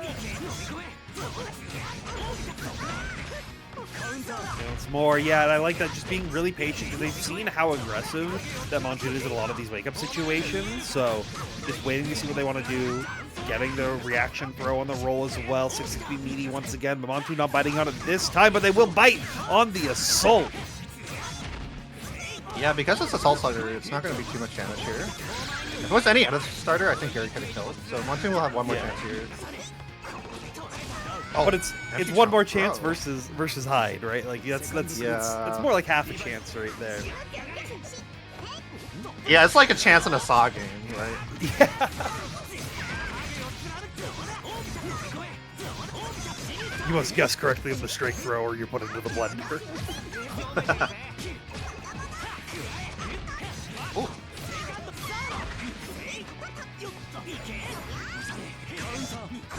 Ooh, wow. Great pickup from Gary right there. That's so sweaty that he anti-aired like that there. Come on, GaryButternubs. You don't have to try this hard.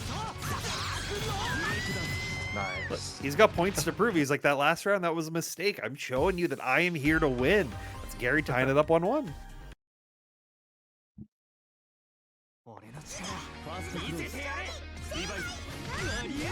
Oh.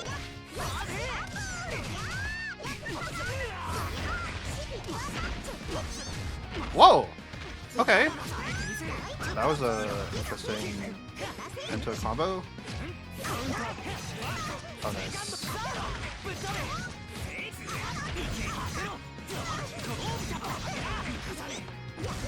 Okay, VOing. Montoon saying you can do it, I can do it as well. Yeah, Hyde also very scary to defend against. Yeah. Cycle Montoon's favor, just doing it to try to regain some positioning right there and gonna get a lot of reward out of it, seeing that Gary was up in the skies. Good shields from Gary, able to keep himself safe. Oh, Gary is so slippery.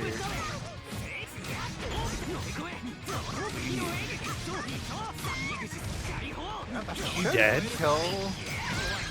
He could have done one bar before going into Infinite Warp. I think that would have killed. But that's okay. He had Montoon in the Saw game, so no worries there for Gary. But do you want to put Mika in the Saw trap? Like, she's pretty small. She could get out of the like the bomb necklace that they put on them, right? Yeah, like, I think Mika is known to be like able to hurt herself without thinking too much about it. So exactly. She would do fine in the Saw trap, I think. I'm sorry, I'm just thinking of Kamone's profile image in like the Saw makeup now on the TV. Like Mika's trying to escape. Whoa. Okay. Great choice. Yeah, it's gonna be some big reward right here, but we're just going for a little bit of a reset. Gary creeping edging out of there. Whoa! Almost had the air unblockable, but it was just a little too tight. That was so scary. I think Montoon needs like a stunt double. How can you play like this without getting injured? Ah!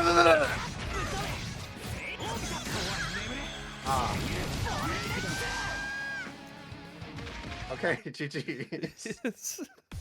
All right, excellent stuff from Gary right there.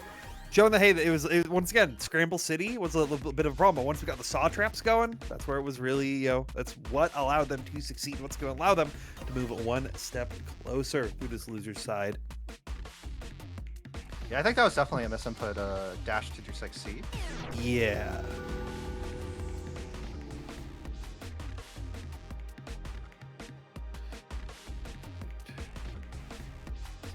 Excellent stuff there. I believe we should have...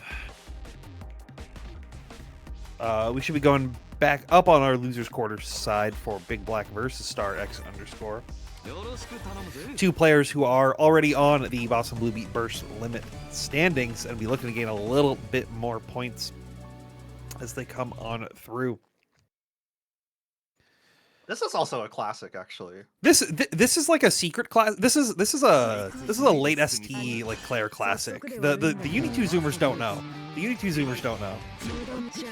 Yeah, I was watching this during pandemic, I think. Good times.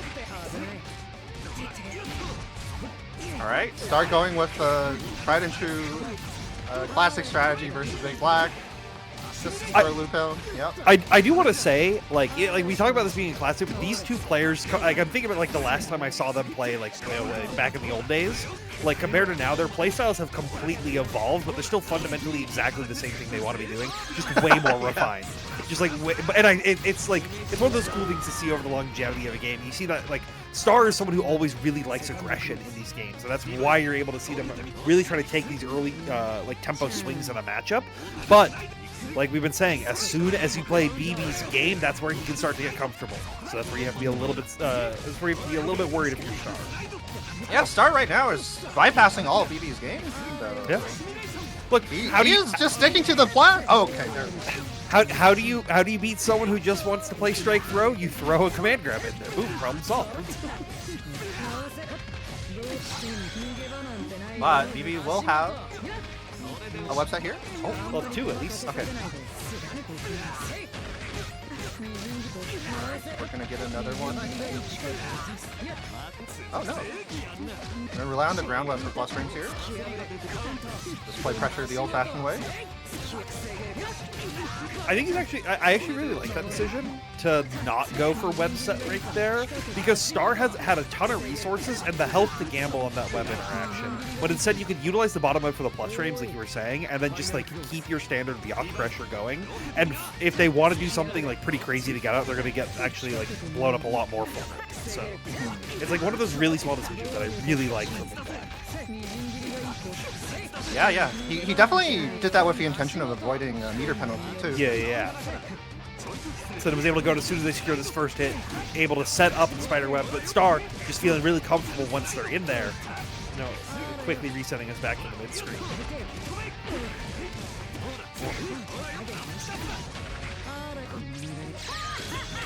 Nice. 260 out. Back to neutral here.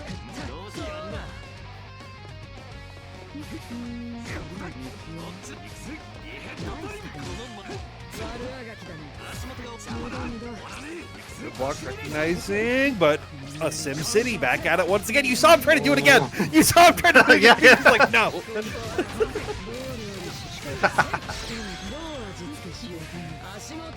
Alright, write it down. Paragon BigBlack mashes on the 16th throw. Yes. So we have to make sure that if someone's gonna play BB, we buffer them with like 10 games before where people try to do that to them. So he's already prepared for it, and that's when you move on to the next layer. This is how we beat Clear Lamp AI. AI's getting too powerful, I think. The AI's taken over. I wonder how much water BB drinks every day.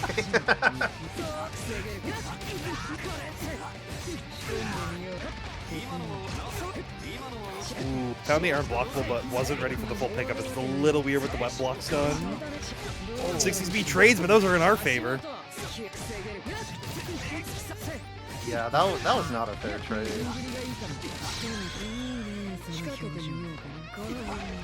That's an Arc World Tour finalist trade right there. Oh yeah. Only qualified players get that trade. You have to unlock that deal. He's got the premium membership. He's got the battle pass. He's got all the battle pass done. He really does. He really does. Hey, great 2B pickup right there. Absolute tip range 2B there. Yeah.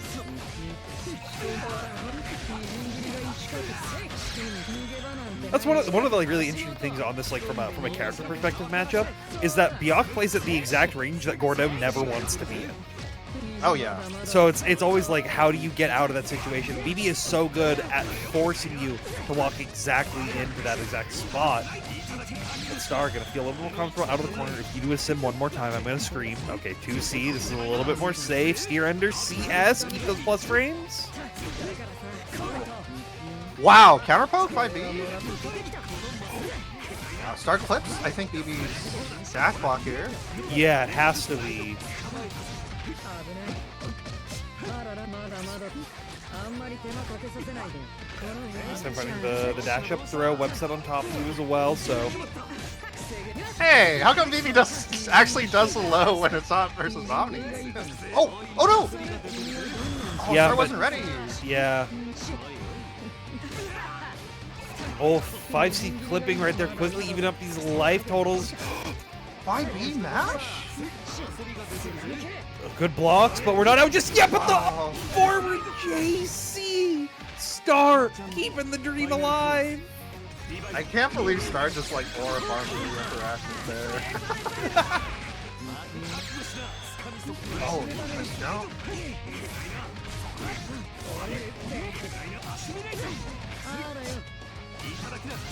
Okay, we're sitting in mid-screen saying, hey, I can do it here. The infinite.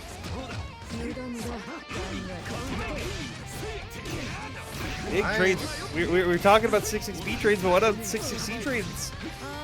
Star feeling very good. A Sim's coming back out once again, but this time we immediately go for just the standard meaties. Willing to give up our turn a little bit because we can lock it down, and as long as we keep it tight, we should be able to close the round. Let's go Star. Yeah. Yeah, I like the decision for Star near the end there. To just say, yeah, I don't actually care about the cycle. I'm just gonna keep frame trapping you, and if you mash, I win. That was a great call there. It is really like the cycle has, I think, like at least on BB's favor in this matchup, only really mattered once, and that was on the CS opportunity to find a 2-3-6C, but that wasn't even like game defining.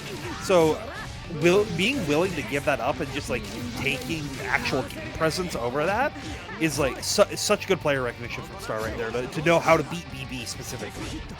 Yeah. You know, sometimes the cycle is kind of like your hater. You just have to. That's right. You have to ignore it.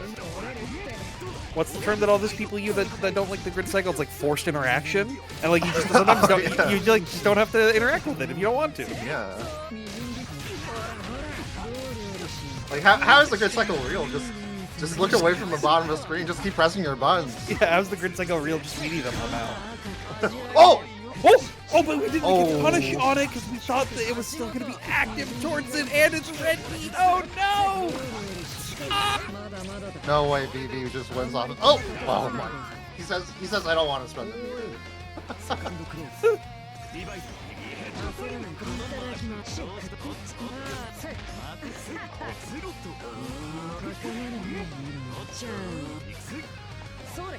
Mo players is trying to sneak in as much concentrate time as possible. So I guess a cycle though. Nice ring. Oh, that was weird because the Reaper eating like forced the wall bounce right there, so it didn't get the full knockdown on it, which gave BB the screen positioning they want. Everything going according to Keikaku. Keikaku is plan, right? It's set play actually. Oh, Yeah. all according to Sept. All according to set play. Yeah. Oh, that was a maybe punishable 3C right there, but BB just staying patient. Oh, the high. Maybe remembered that he can press another button and you don't just have to paint it every single time. No, his teleport game plan is definitely a bit different versus Omni. Oh, nice. Yeah, and then we're just gonna try to keep it as simple as possible. Three buttons to close it out. Paragon's Big Black moving on forward. Yeah, what a great set. Yeah, it was really good. That was really, really good.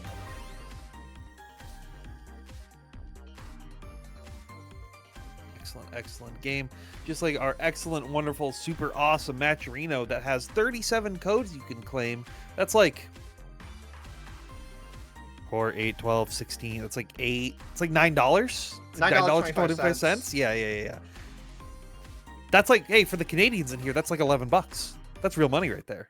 I could have just like, you know, got into bed and ordered Uber Eats with $9 American. That's and right. you guys are just leaving it on the table. That's crazy. Yeah, please log in with your social media and claim code there. And I know all of the you. plot for our players. I know all of you on Twitter. I see you on there. You can log in. You can claim those codes. Share it with the main unicorn. What are you doing? Yeah, just doom scroll Matcherino, you know? Yeah, dude, doom scrolling Matcherino for codes to claim? That sounds like that could be the move. Could be the move. Alright, just like we'll be moving on forward to our last losers quarterfinals match, Jack Oat versus GaryButternubs. Both these players have been looking really, really clean tonight as well. So I'm very curious to see what happens in this match. But right now, Jack is kind of getting some of this early tempo swing into their favor. Ooh. Wow, just a mash there from Gary. Okay, plus Jack actually manages to get the cycle there with the concentrate. Nice. The fadeaway JC as well, trying to catch any kind of forward momentum that Gary wants to bring to the table and try to get a cheeky reset early, but that's going to give Gary a little bit of time, but swipes say no. Yeah, that increased jump speed from Jack is like how you can tell he's played this matchup a lot. Yeah.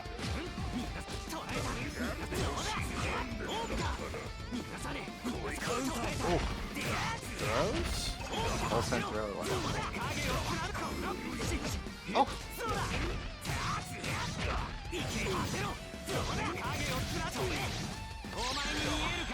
It's always pretty scary to run up their wall, but Gary's finding the opportunities here. And just another like one. That. Yeah, we're unlocking new opportunities left and right here with a big empty jump throw. It's going to really keep Jack guessing, which might allow Gary to get some of this straight game that they've been really looking for to pay off. This seems to be the start of it.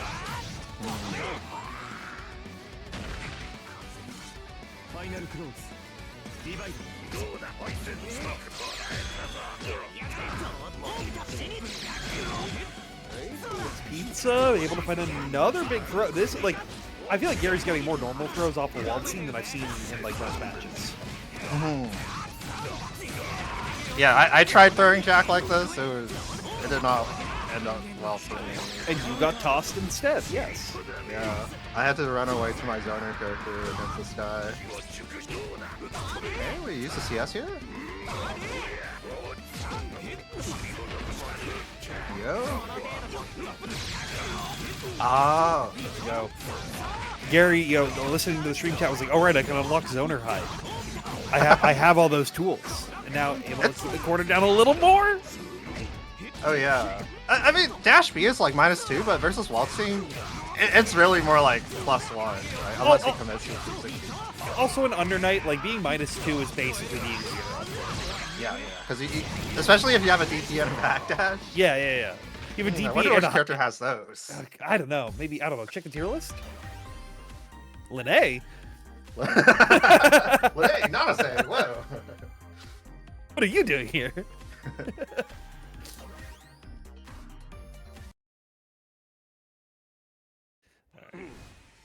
Taking game number 1, but let's see, like Jack was looking really strong in the first round, so maybe like Gary just being comfortable with that kind of playstyle, Jack can shift it up a little bit, be able to get more reward. Here we go, early start, plus frames into a 360. This is exactly what you want to be seeing as Jack. Ooh, nice. So Gary does get out, but he's orange health now versus a full health Boltstrcuk. Yeah, that's gonna have not to find some nice hits here. It's not exactly where you want to be, but it's also like it's tied. You can quickly even up the life totals, but I don't think that's going to happen just yet. Jack will cash out the IW just to guarantee the round. Yeah, that was the scaling on that was quite high, so yeah, definitely the right call. Oh yeah. There's that increased jump C again.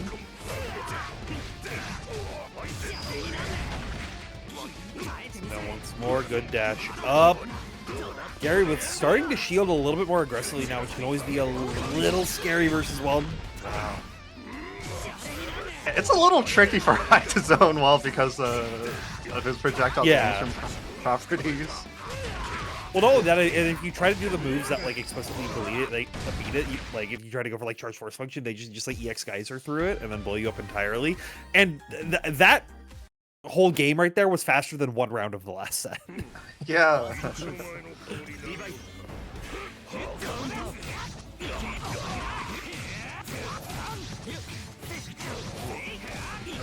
Okay, good start here for Gary. Let's see if he can find those throws like before. Oh no, it's Jack who gets a throw here on the drop. Yeah, and this is exactly where Jack wants to be.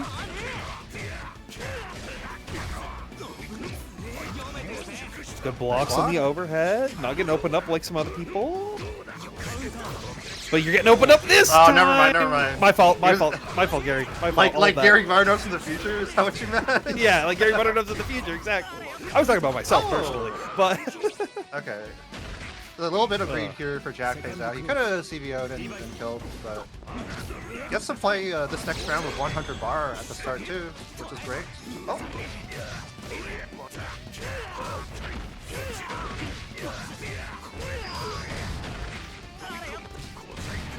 Okay.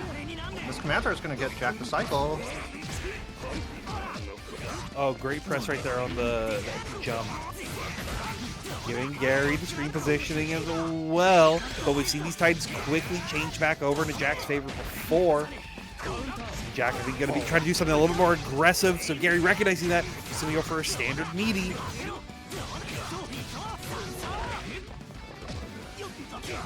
Oh! Yeah, shimmy. I think he has to spend 200 here. Yeah. Like, you have to just guarantee the run. You can't afford, like, Jack has already scrambled 2 times in a row. The odds that you're right again 3 times in a row is just not in your favor, so guaranteeing the round for that 200 is so worth it, especially if you put yourself on a final game, final round. And a great up forward.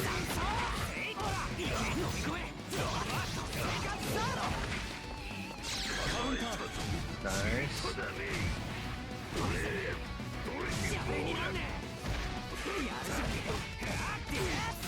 Gary with these 2A matches. Oh! Oh! Oh! Okay. Plus frames, get the cross up as well, but CS is in Jack's favor, so you have to be a little bit careful of creating some of these gaps like this. Jack recognizing the tech out. Oh, Jack keeps green shielding himself out of 100 meter, but yeah, he does find a hit here. Not quite enough, I think. Yeah, but you're in a one-touch situation. That's a 50-50. You have to guess for your life, and Jack is the one in control of that decision. Excellent stuff from Jack Oat. We'll be moving on forward to our loser semis to fight BigBlack. Oh, Jack Oat, BigBlack. Yeah.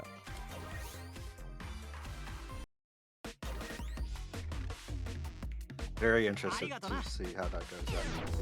Yes. Yeah, our top 4 is a bunch of matches that I'm very, very excited to see, and I think there is, like, anything is possible on both ends of the bracket. Like, I have no idea who's gonna be making it out of this, because, like, with how these playstyles match and the characters, and, like, specifically also on the winner's side, like, Bolt versus Omni is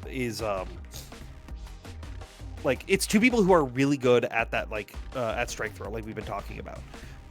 And having those kinds of playstyles clash against each other, we saw it really work with BigBlack, but that's because Omni and BB have played each other again and again and again. Bolt and Omni are not people who have been grinding each other since before the pandemic, right? Like, it's gonna be a very interesting match to see. Mm-hmm.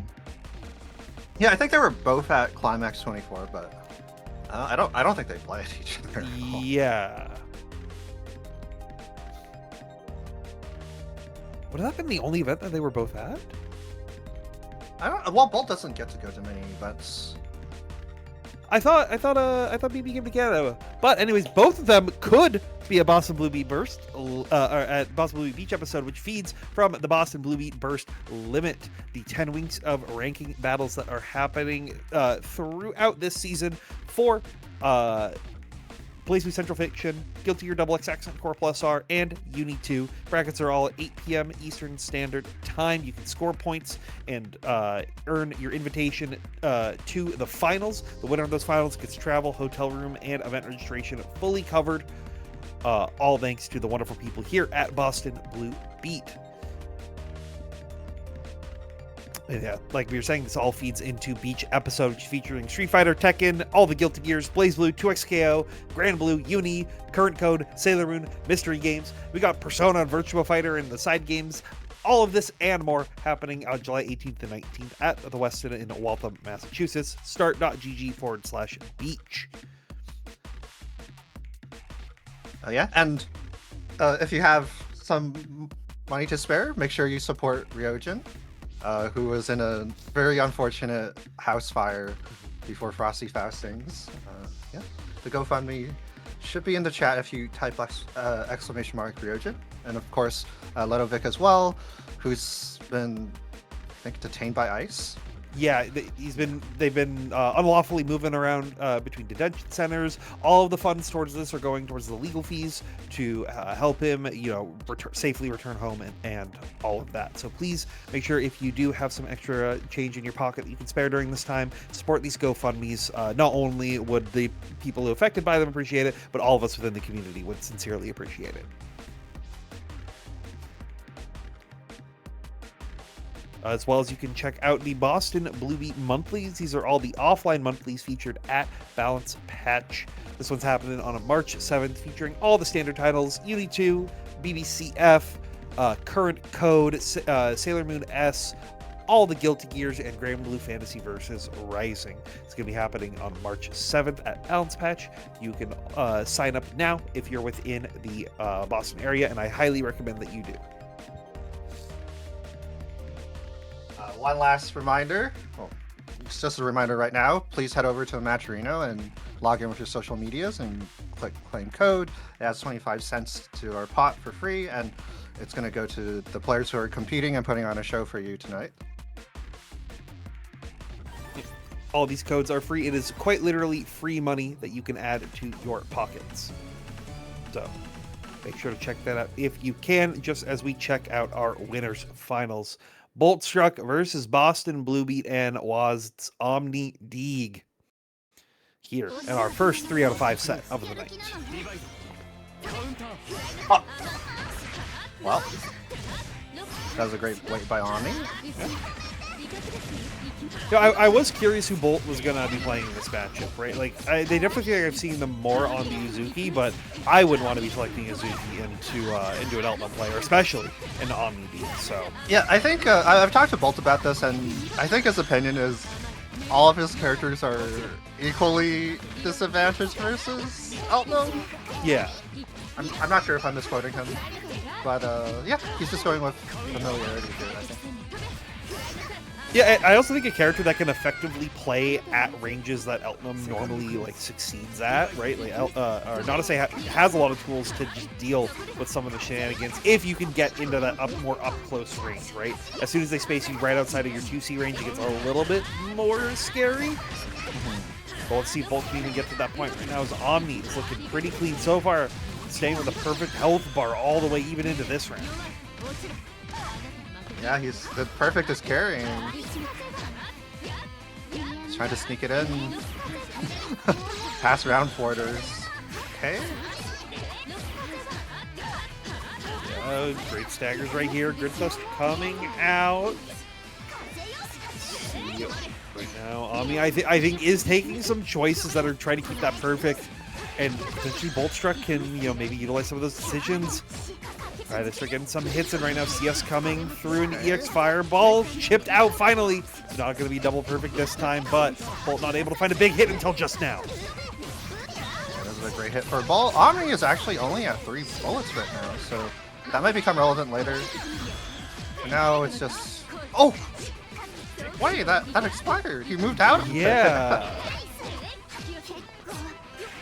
Very interesting right here. C-Dive coming through. We'll find the throw. And just opting to close it up. Omni feeling confident enough that they don't even need the bullets because they just need the one. He even got the mid-route reload to keep it safe. Gosh darn it, OmniDeag. Sometimes you're just too good. That's Omni taking the first game right here. And Bolt staying confident, not wanting to go back to character select and go through the swap, just going to be sticking with the Nanase. Yeah, I think Bolt definitely prefers having the DP. Yes. Versus Suzuki, who does not in this matchup.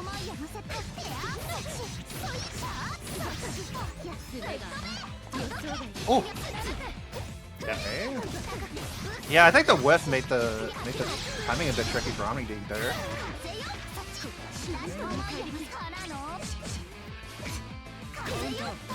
Yeah. Nice! Only going for a partial charge right there, because we saw Omni go for an early run of 3C right at the start of this game. And so now Bolt even just changing their timings a little bit to catch Omni on their toes is going to be very beneficial as we go further into this set. Oh! Neutral? Hold on, his neutral's this fire? My chair cannot lean back far enough for how I reeled at that.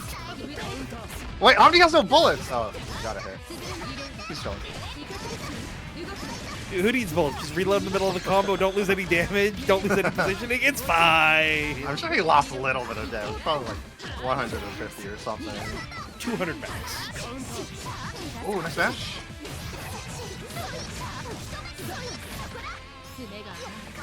Interesting ender here from Bolt. Ooh, okay. Yeah, saves himself versus the light time there.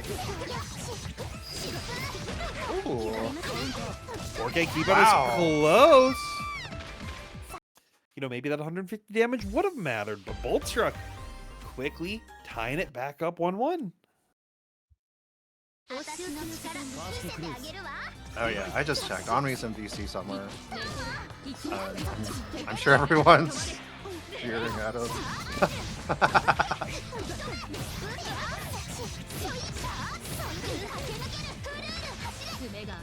Oh, if that's it's an unfair advantage. Omni gains more power when everybody boos him. Yes. It makes him more hungry for the win.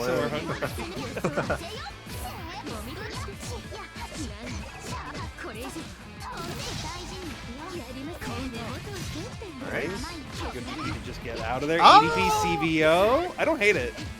Yeah, I'm surprised Bolt didn't just press after, because I think that one is still plus even though he's in the air. You know, it's probably a misinput, I think. Yeah, it Because he wasn't may have ready to been. play the situation after. Gotta be ready to play this situation, though. Uh-oh. Wait, still potential one-touch if Bolt can find the right read. That throw's a good start, finding a tier, but you're in disguise, trying to air throw. Who do you think you are? Guilty Gear player? Okay, you are Elfelt, actually. Yeah, you have the gun. Honestly, Jump D is too short. They gotta give her a little bit of range on that button.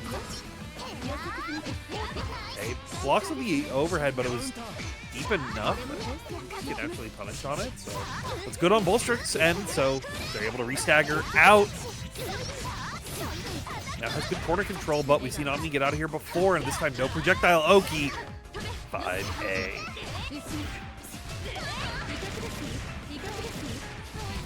Alright. Yeah, this EX is gonna stall out the cycle for Omni. Nice thrust.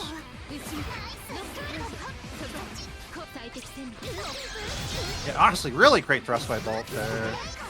Just avoiding playing against Feltman offense entirely. Okay. Oh! You thought you could not play against Elton offense? No, see laser. I'm really surprised he didn't block that. Well, maybe like he's not already gonna been have CS for this. Actually, I think he's just dead. yeah, because you just CVO. Yeah.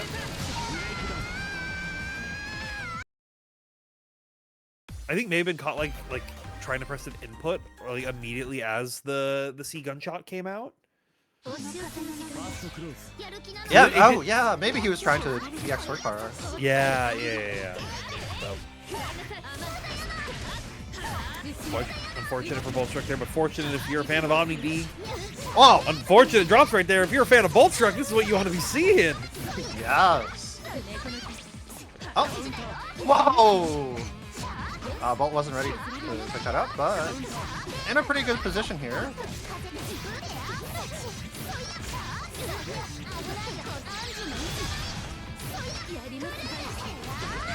Ooh, nice. Okay, you have a sink here. Yeah, didn't have the bolts to keep it going, so we'll just have to reload with the full grip purple. Wow. Oh no!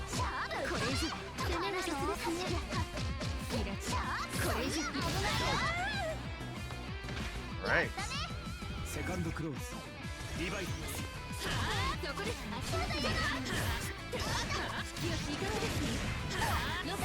Okay, good start for Omni here. Just get as much of that corner carry as possible. Oh.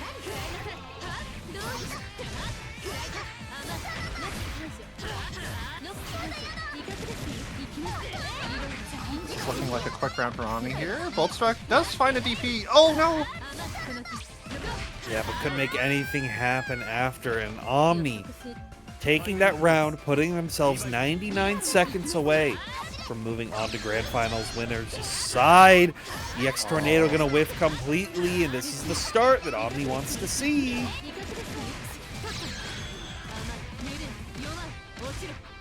Yeah, Omni's pretty close to winning the cycle here too, so if he can maintain control, he'll be in a really, really good spot.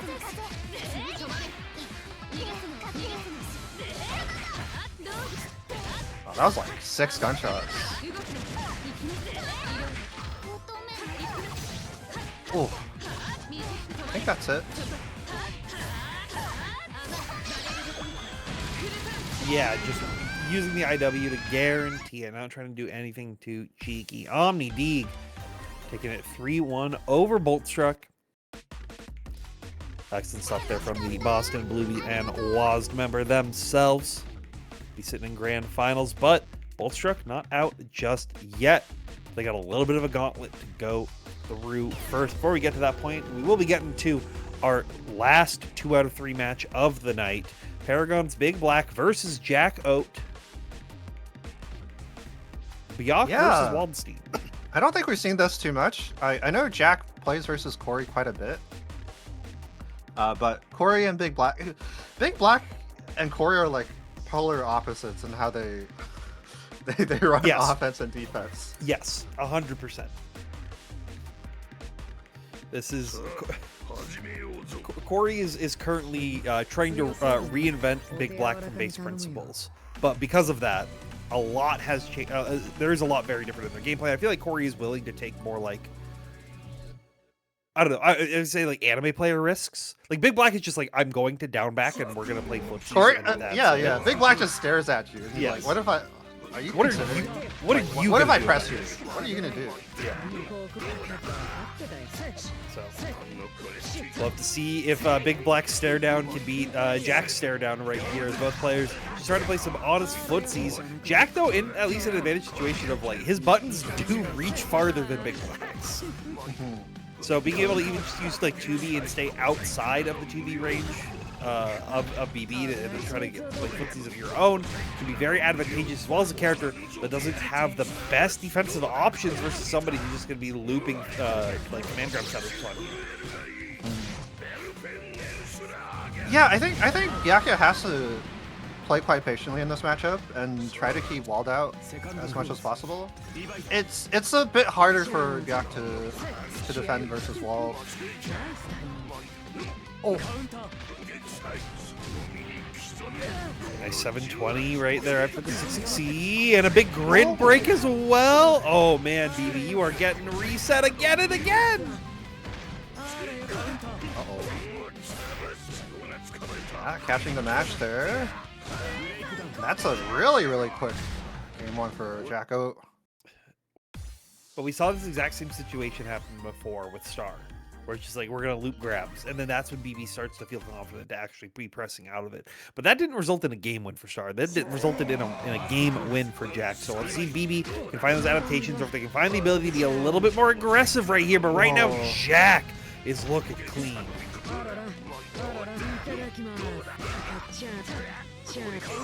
Oh.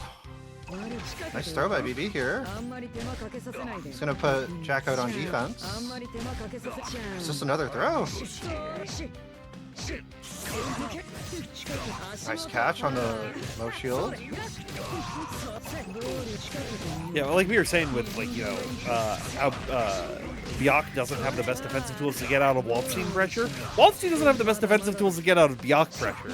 So as long as BB is able to keep some of these big hits up, it should be pretty good. Now, there are things like being able to use EX swipes to actually, like, just auto-clear webs and not have to deal with that. And if the Byak player isn't ready for it, they can just get blown up.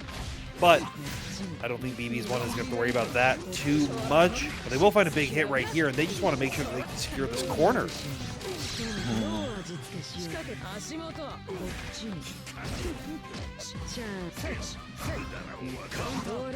Oh my! Oh! You changed and canceled the start of a force function.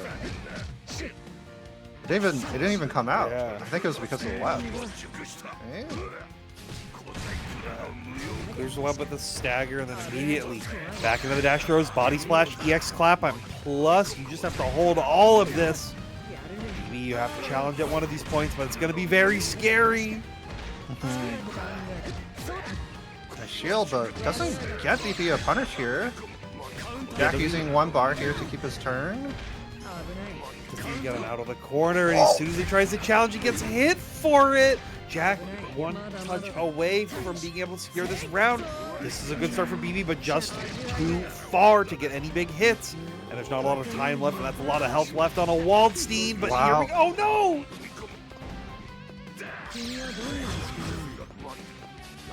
Both players being quite patient here. Oh.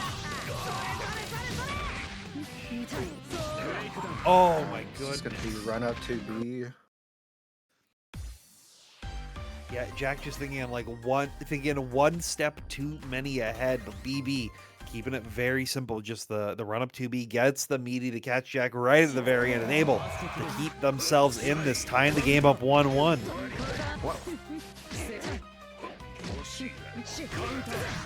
Wow. Nice slide 2B here.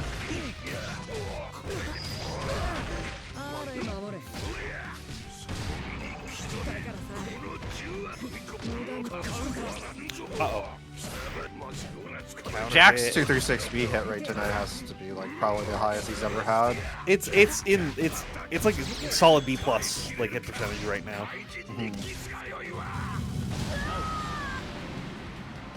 Wait, how much is a B plus in America? It's like high 80s. Oh yeah. Yeah. I was gonna say B plus in Canada is like a 78. We have lower. Oh my god! What? Yeah. Holy, yeah. I was like, yeah, like 80, like 87, 89%, somewhere around there. Yeah. Oh. Yeah, I was gonna say, I think my B pluses were a little bit lower than Jack's. Damn it.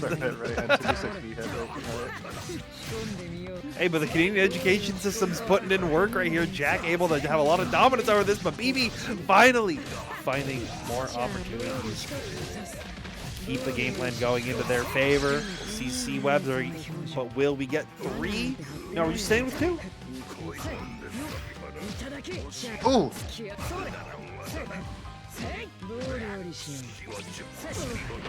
Oh, okay. Goes with a VO here. Definitely had a guaranteed 360 C. Oh.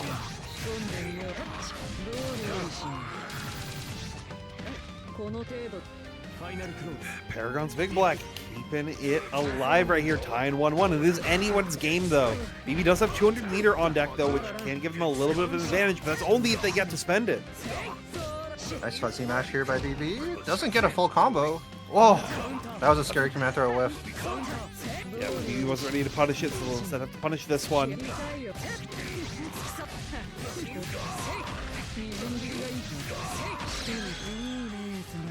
BB in a great spot here. Yep, and there it is. Swiped, being able to clear all the meaty situation, and BB wasn't ready for it. So able to reset mid-screen, keeps it simple. BB trying to find an opportunity to not get command grabbed and find their own hit in, but Jack, is going to give it to them right there with the Assault JC.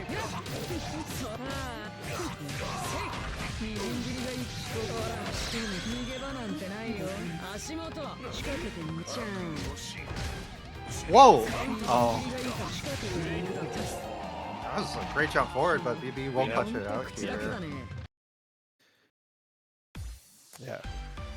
Excellent stuff from Jack, making it all the way through to that loser semis, but BB able to find the ability and to win this match right at the very end. We'll be moving on forward to fight Boltstruck in our losers finals. Yeah. And now all these players, I believe in the top 4, but especially in our top 3, are in our burst limit standings, and I believe this should guarantee at least 50 points for BigBlack, so this should knock him way up the leaderboards right here. As well as if he's apparently just in top 5 now. Yeah, but if Bolt wins this, Bolt is guaranteed, I believe, get second for sure. I think regardless, but I don't even think if Omni wins, Omni would go past them. So a lot of shakeups could be happening already in our burst limit leaderboards. We'll see who is going to be able to take it.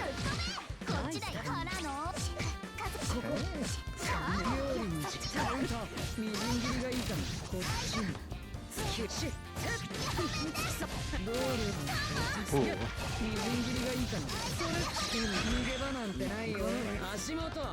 CBS Celestial doesn't have too much bar here outside of the Celestial to work with. Wow. Yeah. He's so on top of catching people for jumping into the web.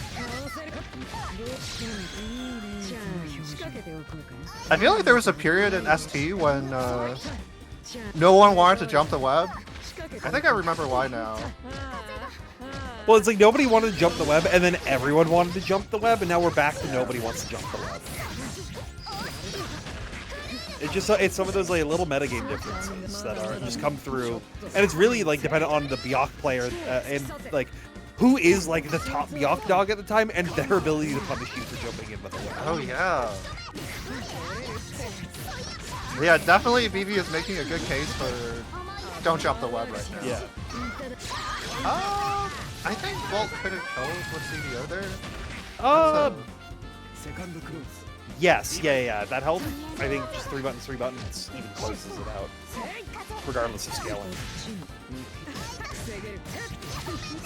But BB gonna take that opportunity of Bolt and being like, maybe I don't know the kills, or maybe Bolt wanted to keep the resources potentially going into the next game. But BigBlack gonna be able to secure that first round in time, and gonna be already looking at towards a lot happening in this game. Oh. There we see Feint now actually working out, so maybe that's what they were trying to do versus Omni earlier. Yeah, Feint force function.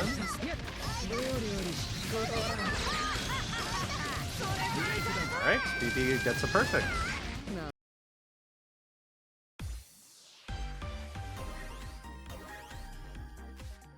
I think this is also definitely an honestly matchup for Bolt. Yeah, oh yeah. I mean, every time I see Uzuki versus Byakuya on paper, I'm like, oh yeah, Uzuki should be fine, and it just looks like it's the epitome of like that guy like slamming on the keyboard sweating like meme. Yeah. Like you just have to do so much to be able to deal with the Byakuya, and they're singing "Payphone" by Maroon 5 on the other end. Bolt committing to that shield took the punish there for him off the table. Oh, big assaults right there, getting into Bolt's head a little bit more as the set goes through. Like you were saying, like Bolt, it definitely feels like he's trying to play on a couple layers ahead. And BB's just like, no, we're gonna keep it simple, and that's what really allows them to have a lot of success in some of these matchups. Yeah, BB's like, if we're using chess analogies, he's definitely like the player who plays the close game, right? All of his pieces are very tight together, and he's just waiting for you to mess up. Oh, but BB messing up right there, had the VO, but didn't get the IW to come out right there, so that's a lot of meter gone. Not going to be able to potentially spend it either, because Boltstruck just taking their pressure and getting, now BB getting TRM'd, getting opened up by 6-6C. This is Boltstruck's chance to make a big comeback. Yeah, there's not a lot of time here for Bolt, though. Another great hit.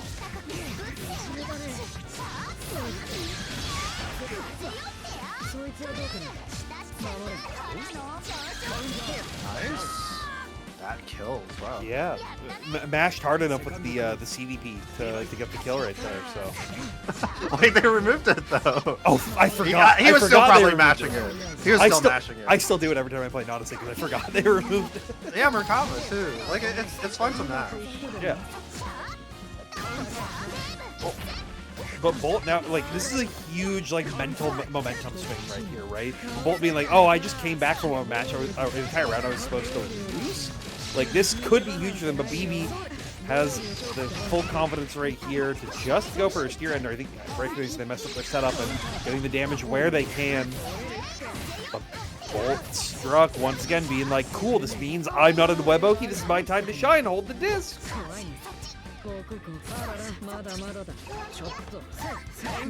Oh. Yeah, I think Bolt realized that he could just take it a little bit slower just then, but unfortunately got caught by BB approaching with the 2B.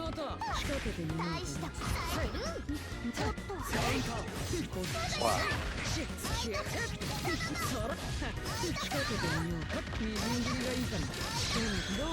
Okay, BB recognizing he wasn't going to build 200 there.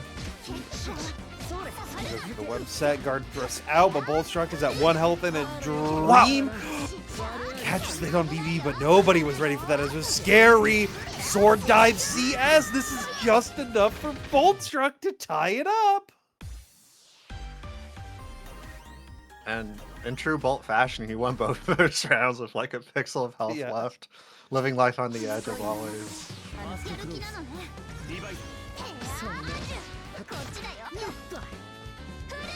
BB is just getting opened up by all these like super late dive follow-ups after the 2-1-4s. Yeah, that dive, the start of this round was actually a very, very crazy risk, right? Yeah. Because he wasn't getting a combo, but he was definitely going to eat one if it was blocked.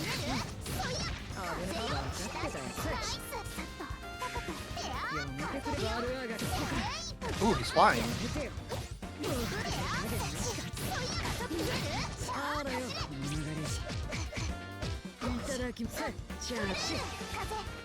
Yeah, I'm really liking Bolt's neutral so far this set. Yeah, it's. I feel like Bolt is just staying like very conscious of exactly where BB wants to be staying in a lot of these situations and trying to stand exactly outside of it. So it'd be very interesting to see if they can keep that up. But as soon as BB gets one hit, they're always just leading them all the way to the corner, throwing them into the spider jail. That's where it gets a little bit rough. EX disc out. You have the pickup as well. Good stuff, Boltstruck.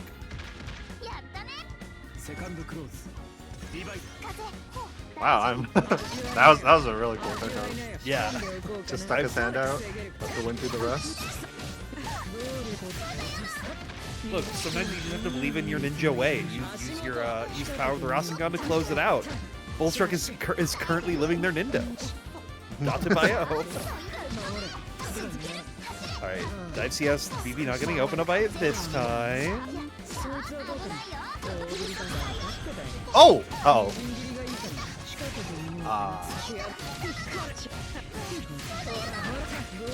That was an unfortunate EX card there for Bolt.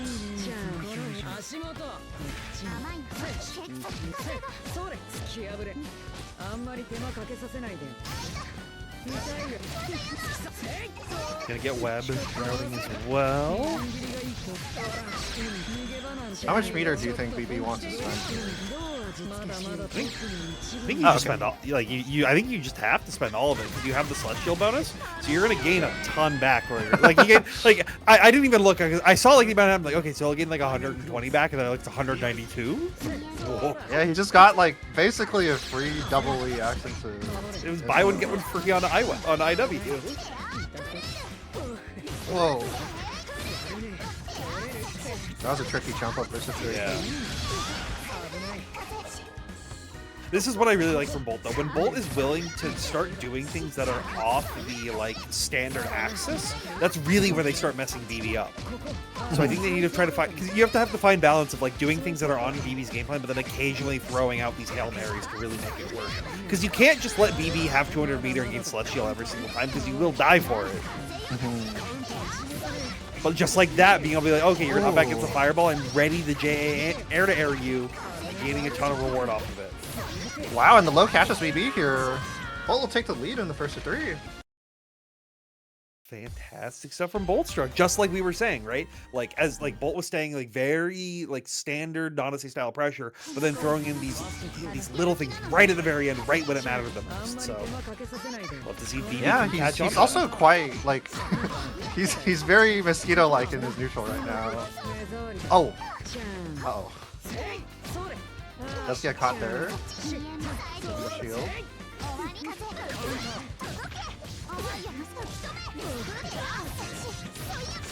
Nice take here for Bolt. Wow. It's just opening BB up again and again and again with these super delayed follow-ups. Like, I'm trying to figure out, it's like, what is BB doing to like get hit by that? Are they just like auto timing the fuzzy block on it and then just dying for it? Yeah, I'm not quite sure. Oh, nice 3C here for BB.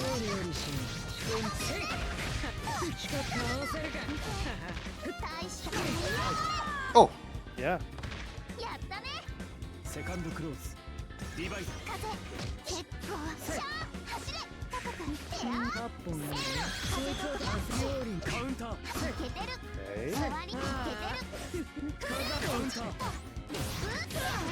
Great. That actually catches his dash C there.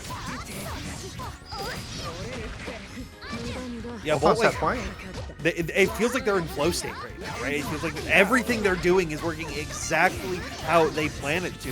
And this is what you need to get through some of these 3 out of 5 matches. Okay, yeah. Great dash block to get out of that corner sequence. Seeing BB, though, gonna still find the opportunity to get their own press. But this is the difference. It's you versus in flow state versus BB remembering he's about to lose. Like, what is the stronger aura? Yeah, BB when mortality is on the table. Uh-oh.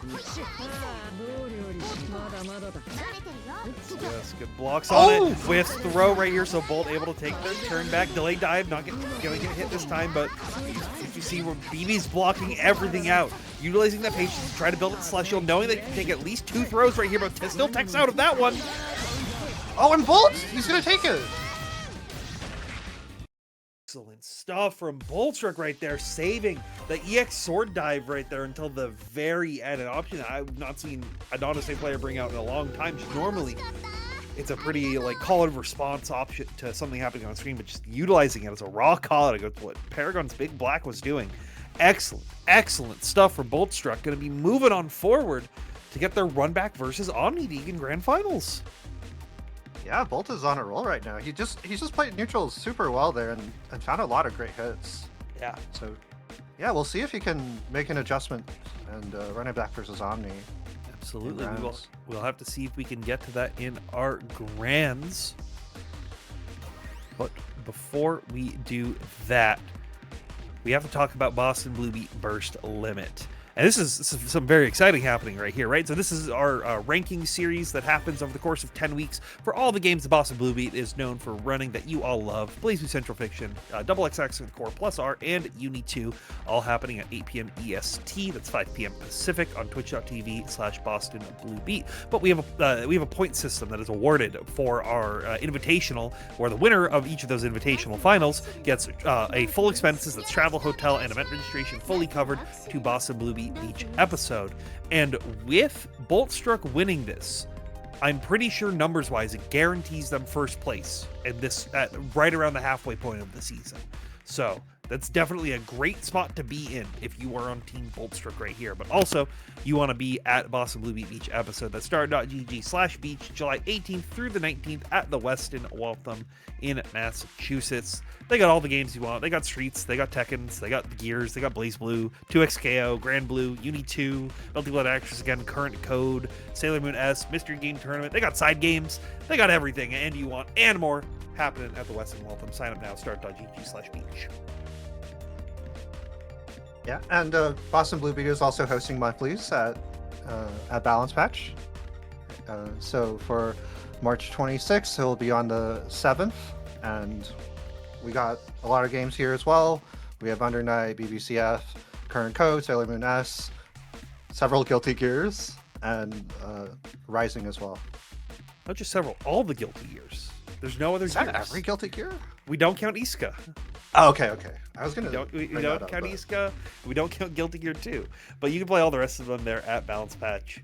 Sign up now if you're in the Boston area. And also make sure, for those of you Uni fans, clear your Friday night because you are going to be watching the Grid of High School, the Boomers versus Zoomers exhibition match that is happening, all in for fundraising of Ryojin's GoFundMe. For the very unfortunate house fire that they had to experience right before Frosty Faustings. So please make sure that you check that out. That's going to be happening on Atlas Omega's Twitch. I believe that's just twitch.tv/Atlas Omega, but you can check out that tweet for more information on that, as well as you can check out the match Reno. 30 codes left. We are in our grand finals, but we can still claim all of those codes. I know there's more than 30 people who are watching this. I know y'all stream this in Discords. So yeah, there's 123 guys. So that's guys or girls or people. That's 120 undernight players, and that's 4x. That's now more than 4x the amount of codes that were claimed. Who'd you ever just claim them? Shout outs to you. You're claiming them all right now. That's great. I love you all. If you've claimed a code, I love you more than the people who haven't claimed codes. That's all I'm gonna say. Agreed. I'm co-signing that. It's co-signing. That is approved. So yeah, so please claim those codes. Thank you all who have been doing it so far. We all say we do really appreciate it. And thank you to Mika-chan. I'm awful at reading. I haven't read katakana in forever. But whoever donated to bring themselves up to $1.69, we appreciate you. 69. When's Beavis and Butthead getting on commentary? That's what I'm saying. All right. It looks like we are getting into our last match. East Coast French Bread's Boltstruck versus Boston Blue Beat and WASB's OmniDeag.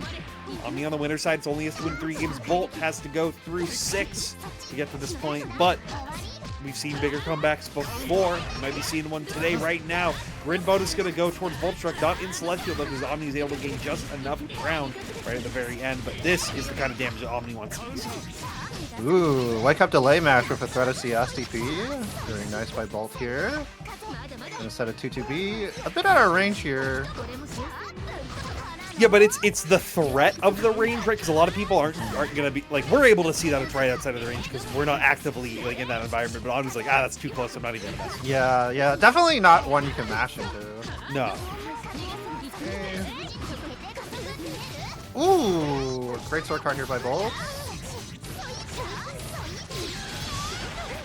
Right.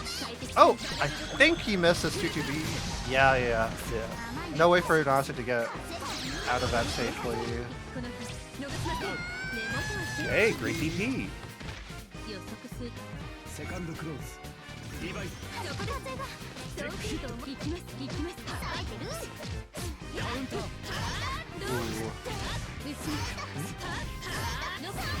Okay, Omni finds a counter hit 2B starter here. Going to have all of his bullets in the cycle. One bar here. Yeah, but you already see Bolt just staying very patient. As soon as I say that, you try to challenge. It's my fault, Bolt. I put that into your mind through my psychic powers. But Bolt was staying very patient, right, and just allowing Omni to like try to force him to spend as many resources as possible. Omni is going to lose the cycle right at the very end, and Bolt just immediately popping because they know that they need to do whatever they can to escape that corner. Because you never want to be there versus an ult. Alright, but now Omni's in the corner. Oh. Yeah, pushes himself out with plus frames here. Still has Vorpal, so both have to be careful of the gunshot CS. Oh! That was a really unfortunately green shield right there from Boltstruck. The Whiffler going to be taking game number 1. Yeah, he caught a... he smelled that. Yeah, he smelled that. Oh, almost had that pickup, but was just a little too late on the ICB gunshot right there. Oh yeah, that move is one of the reasons why we haven't seen Bolt set too many fireballs. Yes. Ultimate Force function is really good at nullifying projectiles. Check by Omni, firmly in control. Back dashes out.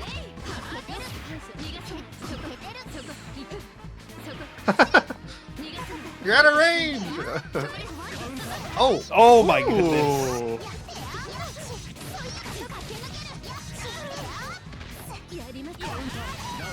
Oh wow.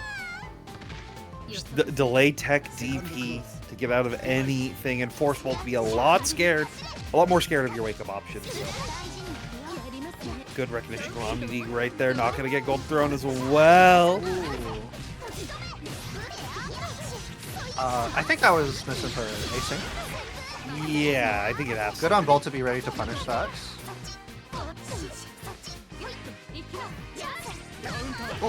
Oh, he tried ADP, but the jump normal is already on him.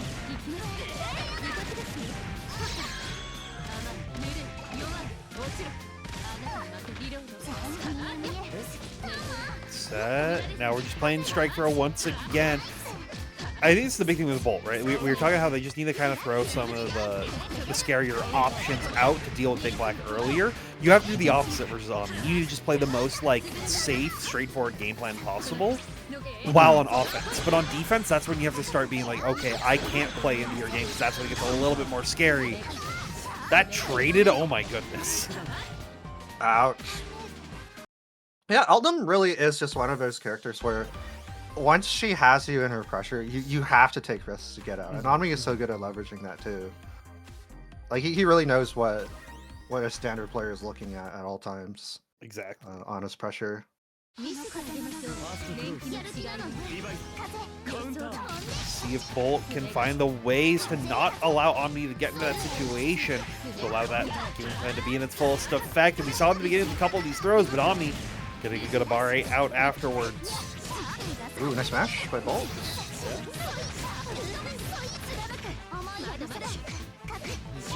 Fake disc. Real disc? Good blocks to the overhead from Omni, though. Tried to Whoa. catch out with a 2B, but the assault float kept them safe. The backdash is not a way to stay safe from the fireball as it comes through, and that's Boltstruck taking the round. Yeah. Bolt finding a string of successful rolls on offense here. Oh! Floated her around for a bit too long there.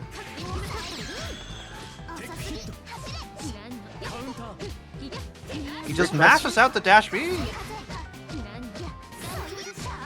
Yeah, but he's not ready for a lot of these dashes. He's just doing it, I think, to like check Bolt and force them to start making decisions that then allow more like precise matches that Omni's like actively prepared and looking for. So let's see if they can keep that up. But right now, the gunshot gonna get blown up by the disc.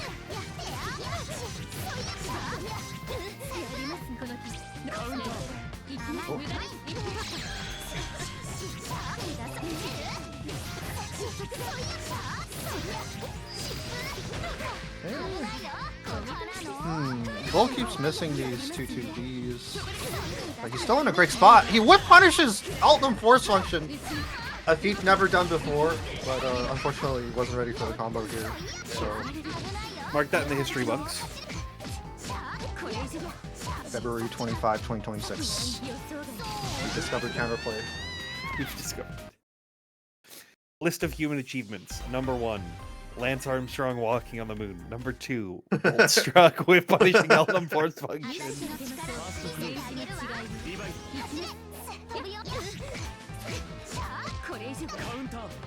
Wow! That rising jump in was crazy.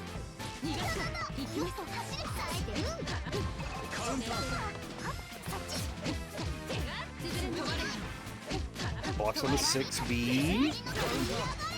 CP. Only staying safe after with CS after the withthrow. Good pickup though. Not able to find like a full grip of damage, but able to get a couple of free purple bullets. This is a good spot for you to be in.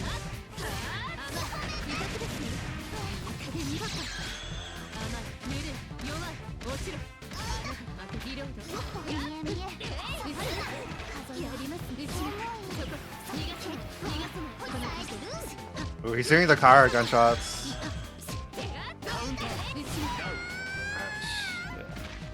Great staggers from Omni now putting themselves on tournament point right here. It's really up to Bolt to find a big opportunity to be able to clear it out. No, Omni's so on point. Like another player would have pressed 3C there, but he knew the 5A was gonna work. Right to a Abare. Showing that you need to disrespect the pressure that's coming from Omni a little bit right here. Delayed dive. Not gonna blow up Omni this time as they find a 5A to trade this screen positioning, but we're just trading A-normals back and forth. Oh, did you lose off this? Oh my god, I think you do. Oh man. Unfortunate trade right there, but that does go into OmniDeag's favor for them to take this week's Boston Blue B Burst Limit bracket 3-1.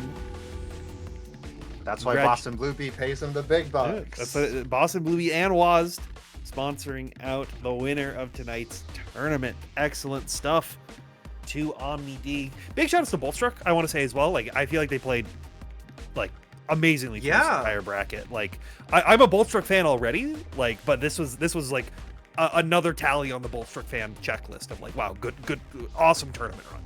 Yeah, I'm not a Boltstruck fan, but I have to begrudgingly like accept that he played well today, especially in the BB sets. Just really good stuff by him. Yeah.